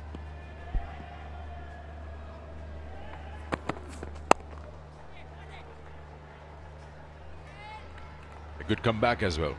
So now they've got 9 in the over. 1 more ball to go. And this is the over. Munib Wasif for Hyderabad Hunters. His economy has been 10 throughout the tournament. So he's the bowler that they can attack. The spinners, Hasibur Rahman, Zubair, they are pretty good. So this is an over that they can really target. Change of field, long off back, fine end. And again, he should get another boundary. This is a good over. The over probably they've been looking for. Ends up with 13 runs in that, 97 for 2.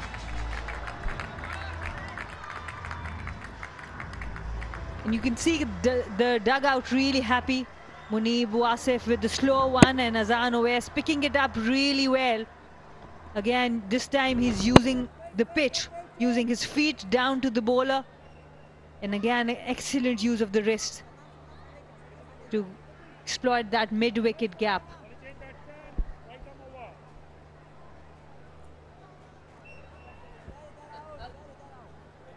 .5 overs to score this 33 to keep themselves alive in the tournament.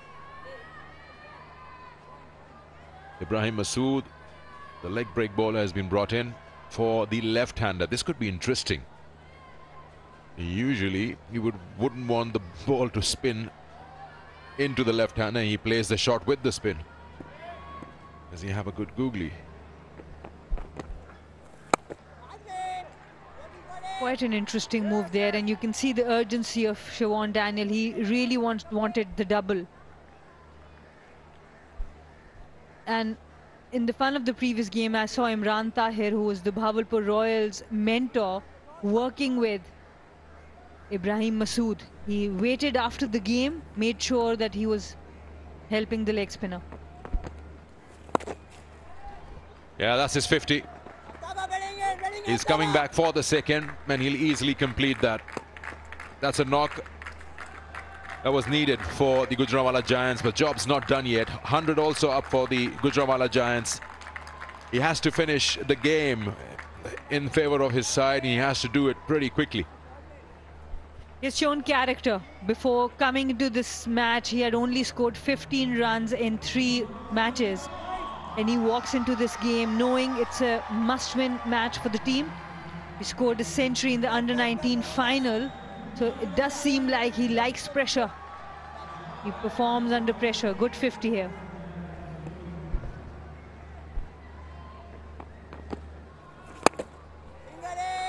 The 5 50s have been scored by the Gujranwala Giants. It's the first one from an opener. The rest of them have been middle order. Now my interest is out with the 29 runs in the remaining overs. This can turn into a big over. Left-hander to leg spinner.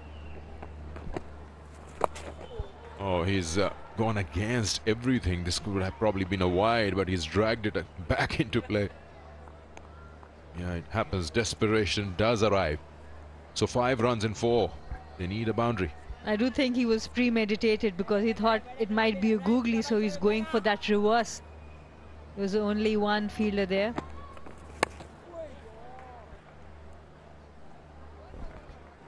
He's been bowling well. He's not really allowing them to play the shot that they desire to. With the spin, he's keeping it a little wide, so it becomes tougher to drag it from outside off. 6 runs of the over, 1 ball to go. Can they squeeze in a boundary somewhere? Siobhan. That's a brilliant over. Excellent bowling by Ibrahim Masood. Very good over in the context of the game. After 1404 for 2.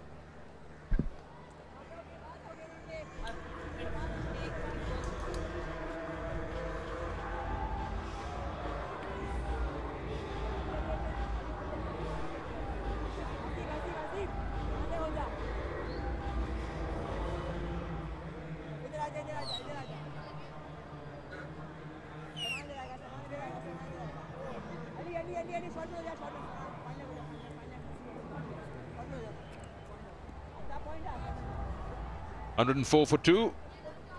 6 overs to go. I need 26 runs to win this match.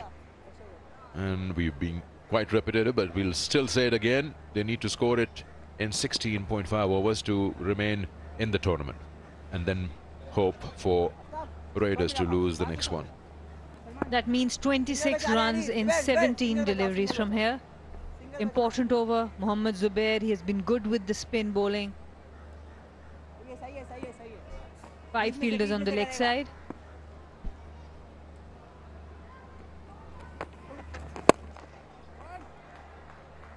He's just been bowling into the pitch, haven't they? It's just becoming absolutely impossible to hit the ball away. Not getting that pace as well. Zig Motor Oil, unveil the real, peel the label to win via lucky draw. Every week, prizes to be won worth millions.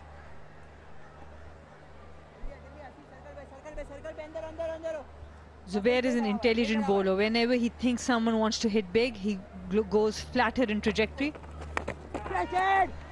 Big edge. That should go down for a couple at least. And again, intelligent bowling. Azan Owais, he wants him to take him on. So flights to Azan, bowls a flatter trajectory to Daniel. Let's look at that, more flight on this occasion.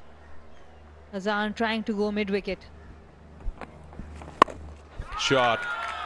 That is maximum. You can just tell with the sound of the bat. Desperately needed by the Gujranwala Giants. Can Owais take them home in time? And with his, again with the good hitting, his use of feet, he uses the crease really well. Azan Owais is almost standing outside the off stump, takes it from there, plays it with the spin. And again, catch it is a call, but this might fly over him as well. No, it's landed. Good catch taken. Pressure catch. And finally, Owais departs after going for 61 of 42. Is this the end of Giants at the PJL?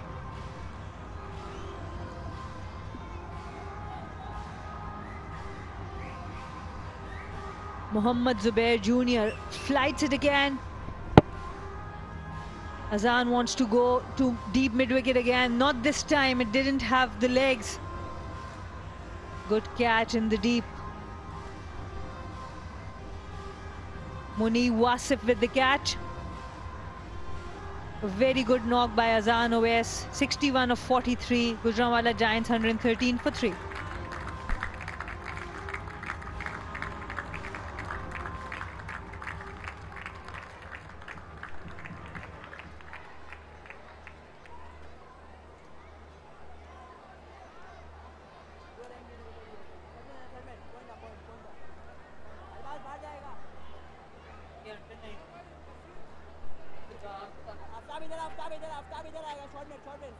छोड़ दो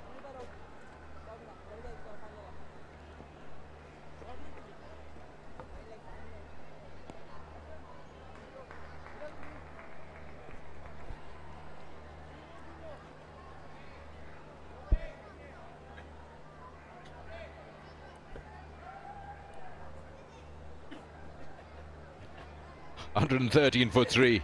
Mohammad Waqas, the new batter, in on strike. He has no time. He's got to go big. Off the mark straight away. They're happy with the singles. Or not. They can still lose the game with the singles. The game should be back 16 of 31. It's just the qualification timer that's on them. Exactly 16.5 is what they say. 12 balls to go. So 16 in 2 overs, basically. That's the equation for them. 16 in 2 overs. Yeah, I think it's all entirely up to Siobhan, and this can also help. Isaiah Thorne has missed that completely. This boundary will surely have its impact on the result. 14 off the over, 15 gone, 118 for 3. It's just, they always say, finish the over well. And this time, slightly short. Siobhan punches that one. Should have been stopped by Isaiah Thorne, but it's gone for a boundary. That helps the Giants.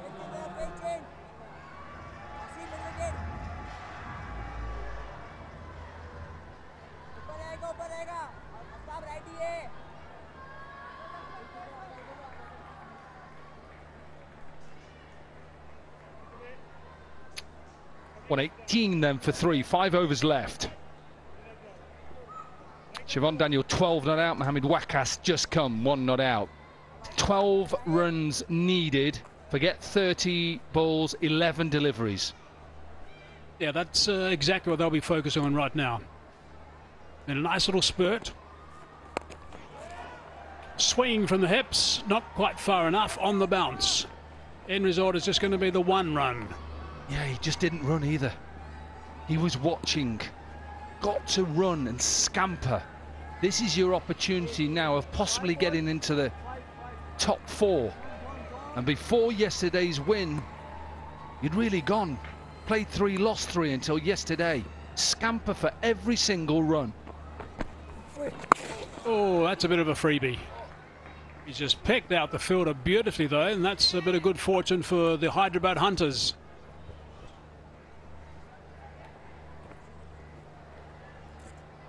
Yeah, you could have picked your spot, couldn't you, really? Or let it go.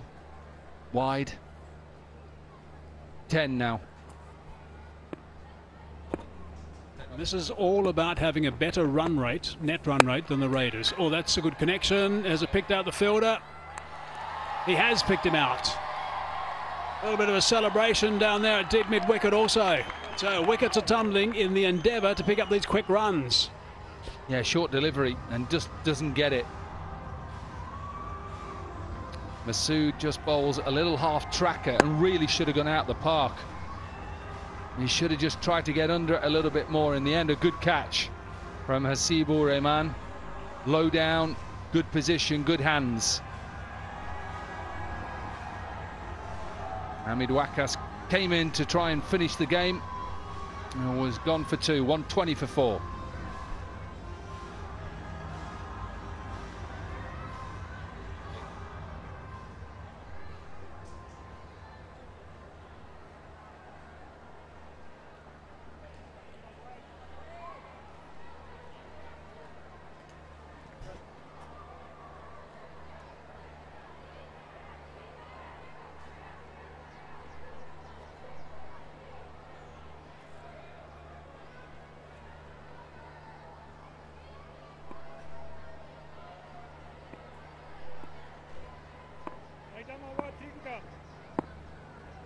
Halfway through over number 16 now. Swinging straight away. It's gone very high indeed. Has it gone far enough? It has. That's a lovely shot. He thought he was out. He'd actually turned around. He's walking towards the pavilion. I think he was looking at the flags and thinking, have I got enough of this? Should it have been a wedge or a 9-iron? He went 9. And I think you're right. He was turning around. It just seemed to go and go. Now then, a shot away from a possibility of getting in the top 4. Now that's gone high. And on the bounce. A scamper 1. So just so they're all clear, this is, if they get this in 16.5 overs, they have a better net run rate than the Raiders. Then the Raiders must win the game coming up next.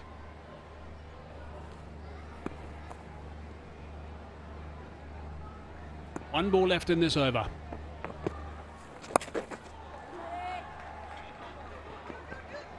Looking to touch and turn, and they do that quite comfortably in the end. Yep, the throw wasn't quite good, so that's good running. A couple off the last. 11 off that over. 16 gone. 129 for 4. Yeah, I think they know. Scores are tied. They just need 1 to win. And they have 5 balls to get that 1 run, and then they'll be waiting and watching this match 14 that's coming your way a little bit later between the Royals and the Raiders, and they'll be praying that the Royals just beat the Raiders. If they do, they're being able to turn it around. She'll be able to extend her stay.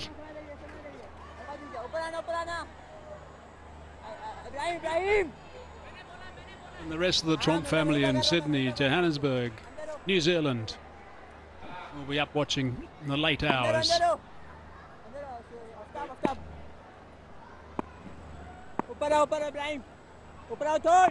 One required, that's all. 5 balls to get it in. Big swing and a miss. First ball of the over. Oh, surely they just can't miss. Another 3 balls and it goes down to the last ball. Surely. Stay calm. Watch the ball. Hit the ball.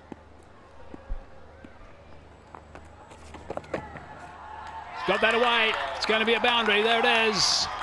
They have done it. The Giants have got up. They are delighted, of course, in the dugout and the changing area. Those 2 guys in the middle will be relieved also. Pressure was building up on them just a little bit, and the Hyderabad Hunters will be disappointed with the result, but really good stuff from the Giants. Yeah, the Giants, well, they stay alive. 2 points, and the fact that they completed this run chase in 16.2 overs means that they will go equal points with the Raiders, but importantly, look at the run rate. They go above in 4th place. Game coming up is top of the table, the Royals against the Raiders. And if the Royals win, the Giants are through. Yesterday they were dead and buried, played 3, lost 3. They've won back-to-back games, led well by their captain. The Hunters, well, played 4, lost 4, work to do. Saturday is a moving day, and we are halfway through the doubleheader today, so you can't go too far away. You've got to keep an eye on what's happening in the second game as well, because that is going to be crucial in the outcome of this table. But good work from the Giants. They can be well pleased with the performance that they have achieved to get through in that 16.5 overs. Inside that, if we have a look at what they did, Aspinall was elevated at the top of the order, and that didn't quite work out. AOS played really nicely for a 61 off 43. Mumtaz had a good game, 3 for 13 with the ball, and then 31 off 25. Daniel not out 15 off 14, and Majid not out 11 at the end, and that got them home. And a quick look at the partnerships. It was 27 for the first wicket, so it wasn't a bad performance. AOS was the man that was getting most of those runs. And the second was good with 44. The third was also good with 42. And the fifth was an important one of 13 runs as well, of just 5 balls. Well, they tried to defend that total of 129, and they just couldn't quite get it. Not enough early wickets. Zubair Jr. 2 for 26, and Asibur Rahman with 1 for 27, and a wicket for Masood at the end, but not being really the tournament for batting and bowling in the Hyderabad Hunters. Well, there was plenty on this game. As we look back at the match summary of match number 13, the Hunters winning a toss and electing to bat first, which in itself was interesting, because it certainly gave an upper hand to the Giants because they could control things for the rest of the game. The Hunters made 129 for 8. Top score was Saad with 43. Mumtaz 3 for 13. The Giants got there with overs to spare, and importantly just a couple of balls to spare to get that net run rate elevated away 61, and they got up by 6 wickets in the end. A quick look at that points table. So there we go. The Giants are now at number 4. The Hunters stay at the number 6 spot, and the Raiders slide from 4 to 5, and they're going to be up against the Royals, who are number 1 and already qualified. Alrighty, now we've got another game coming up not too far away, so don't go again far from your television screen, because this is going to be an important one. Before that, we've got the presentation coming up, so we're going to take a quick little break, and when we come back, we're going to have the presentation.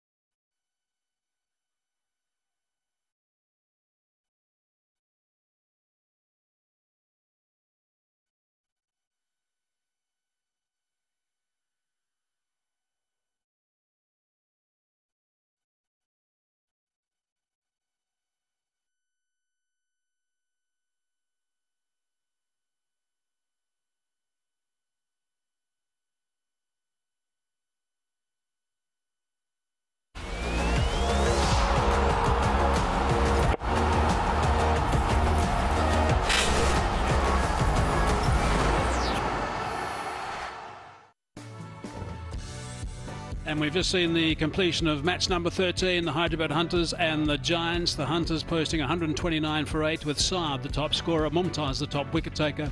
And the Giants 133 for 4 it is. They got the runs and the required amount to get their net run rate up.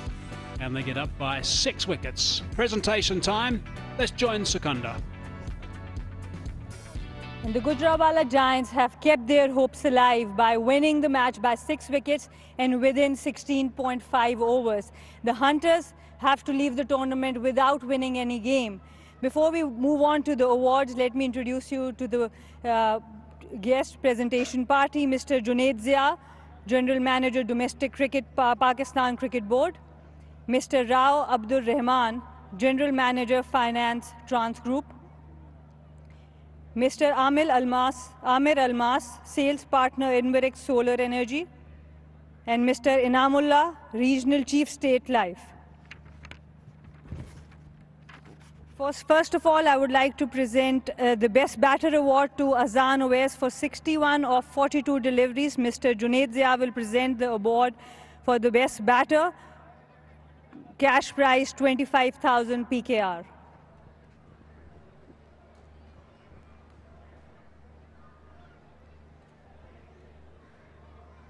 Mr. Amir Almas will present Inverix Energetic Bowler of the Match cash award of PKR 25,000 to Mr. Uzair Mumtaz for 3 for 13. Excellent bowling by the skipper. His off spin, we didn't see him bowl much in the previous games, but he got the crucial wickets in a crucial match. Mr. Chaudhry Inamullah will present State Life Best All-Rounder of the Match cash award of 50,000 to Uzair Mumtaz again. 3 for 13 with the ball, 31 of 25 with the bat. A captain's performance in a must-win game for Uzair Mumtaz. Mr. Rao Abdur Rahman will present the Trans Group Player of the Match trophy and cash award 100,000 to Azan Owais for his 61 of 42 deliveries.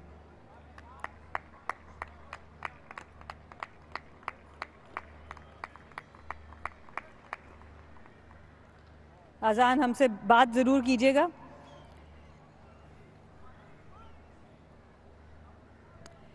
इस match में आए तो ज़्यादा runs नहीं थे. इस tournament में आपके क्या सोच के आए थे बैटिंग करने? सबसे पहले तो अल्लाह ताला का शुक्रिया अदा करता हूं कि उन्होंने आज इस मौके में परफॉर्म कराया. हमें रिक्वायर रन रेट था कि हमें 16.4 ओवर्स में चेस करेंगे तो हम 4th पोजीशन में आ जाएंगे, तो उसी हिसाब से हम खेल रहे थे और इनिंग्स को कैरी ऑन किया अल्हम्दुलिल्लाह. और आपने अंडर 19 जो डोमेस्टिक टूर्नामेंट हुआ उसमें भी फाइनल में 100 किया. इसमें एक प्रेशर मैच में आपने बहुत ज़बरदस्त नॉक खेला. किस तरह अपने आप को कॉन्फिडेंट किया? 3 मैचेस में परफॉर्म नहीं हुआ. अल्हम्दुलिल्लाह जो हमारा कोचिंग स्टाफ है उससे मुझे बहुत कॉन्फिडेंस मिलता है. जैसे हमारे साथ हमारे मेंटोर हैं शुएब मलिक, उन्होंने समझाया, और इजाज़ भाई और हमारे फील्डिंग कोच मंसूर भाई, तो सारों ने कॉन्फिडेंस दिया जिसकी वजह से अल्हम्दुलिल्लाह आज परफॉर्म. और शुरू में रन बॉल आपने खेला, उसके बाद एकदम से आपने उसको स्ट्राइक रेट को बढ़ाया. उसके थोड़े से प्लान के बारे में कुछ बताएं. वो ये था कि जैसे फॉर्म आउट थी थोड़ी सी 2-3 मैचों से, तो कोचेस ने कहा ज़रा टाइम ले लेना, और उसके बाद अल्हम्दुलिल्लाह कैरी ऑन किया और इनिंग्स को बिल्ड किया. चलें जी, ज़बरदस्त knock. All the best for the next game. Hopefully अगर आप लोग क्वालिफाई करते हैं. Now I would like to invite Saad Baig, the captain of the Hyderabad hunters.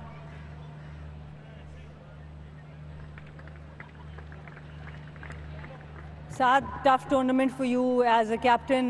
Batting में तो पावर प्ले में सबसे बेहतरीन आपकी टीम रही. आप खुद बैटिंग करते रहे. क्या लर्निंग्स रही हैं आपकी इस टूर्नामेंट से? बस हमारा जो मिडिल ऑर्डर था उस तरह जो हम लोगों ने सोचा हुआ था प्लान, उस तरह एग्जीक्यूट नहीं कर पाया. तो सब ने अब इससे सब सीखेंगे और आगे अपने जो है सब में कोशिश करेंगे सीख के आएँ. और एज ए कैप्टन आपको क्या लगता है, क्या कुछ आपको सीखने को मिला? मेंटर्स भी आपके साथ, डैरन सेमी भी मौजूद, अब्दुल रज़ाक भी मौजूद एज ए कोच, तो आपको पर्सनली क्या सीखने को मिला? बिल्कुल, जैसे कि आपको पता है बहुत यंगस्टर के लिए बहुत एक बड़ा इवेंट था और हम लोगों ने खेला एक लीग टूर्नामेंट. हम लोग को कभी खेलने को नहीं मिलता और हमारे जिस तरह मेंटोर हमारे साथ थे उन्होंने काफ़ी कुछ सिखाया है, काफ़ी कुछ सीखने को मौका मिला हम लोगों को. तो हम कोशिश करेंगे अपने फ्यूचर के लिए में इसमें कुछ चेंजेस लाएँ. और ओवरऑल आपकी अपनी टीम में सबसे ज़्यादा इम्प्रेस कौन से प्लेयर ने आपको खुद किया? यस सब कौन से प्लेयर ने आपकी टीम से आपको इम्प्रेस सबसे ज़्यादा किया? मैं अली नसीर ने अच्छी बॉलिंग में भी अच्छी उसने वेरिएशन दिखाई और बैटिंग में भी आपको लास्ट में दिखाई दिया होगा. एक अच्छा ऑलराउंडर है. चलें जी, thank you very much. Tough luck for the tournament.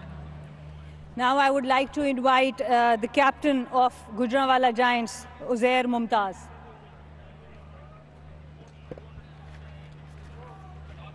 Uzair important match था जीतने के लिए, ज़बरदस्त कैप्टन परफॉर्मेंस भी आपने दी, क्या कितना सेटिस्फाई फील कर रहे हैं आज के मैच के बाद? जी हमने अपना 100% दिया जो चाहिए था, हमने रन रेट भी अच्छा किया। अगला मैच है वो हमारे हाथ में नहीं है, लेकिन जो हमारे हाथ में था हमने अच्छा अपना बेस्ट दिया।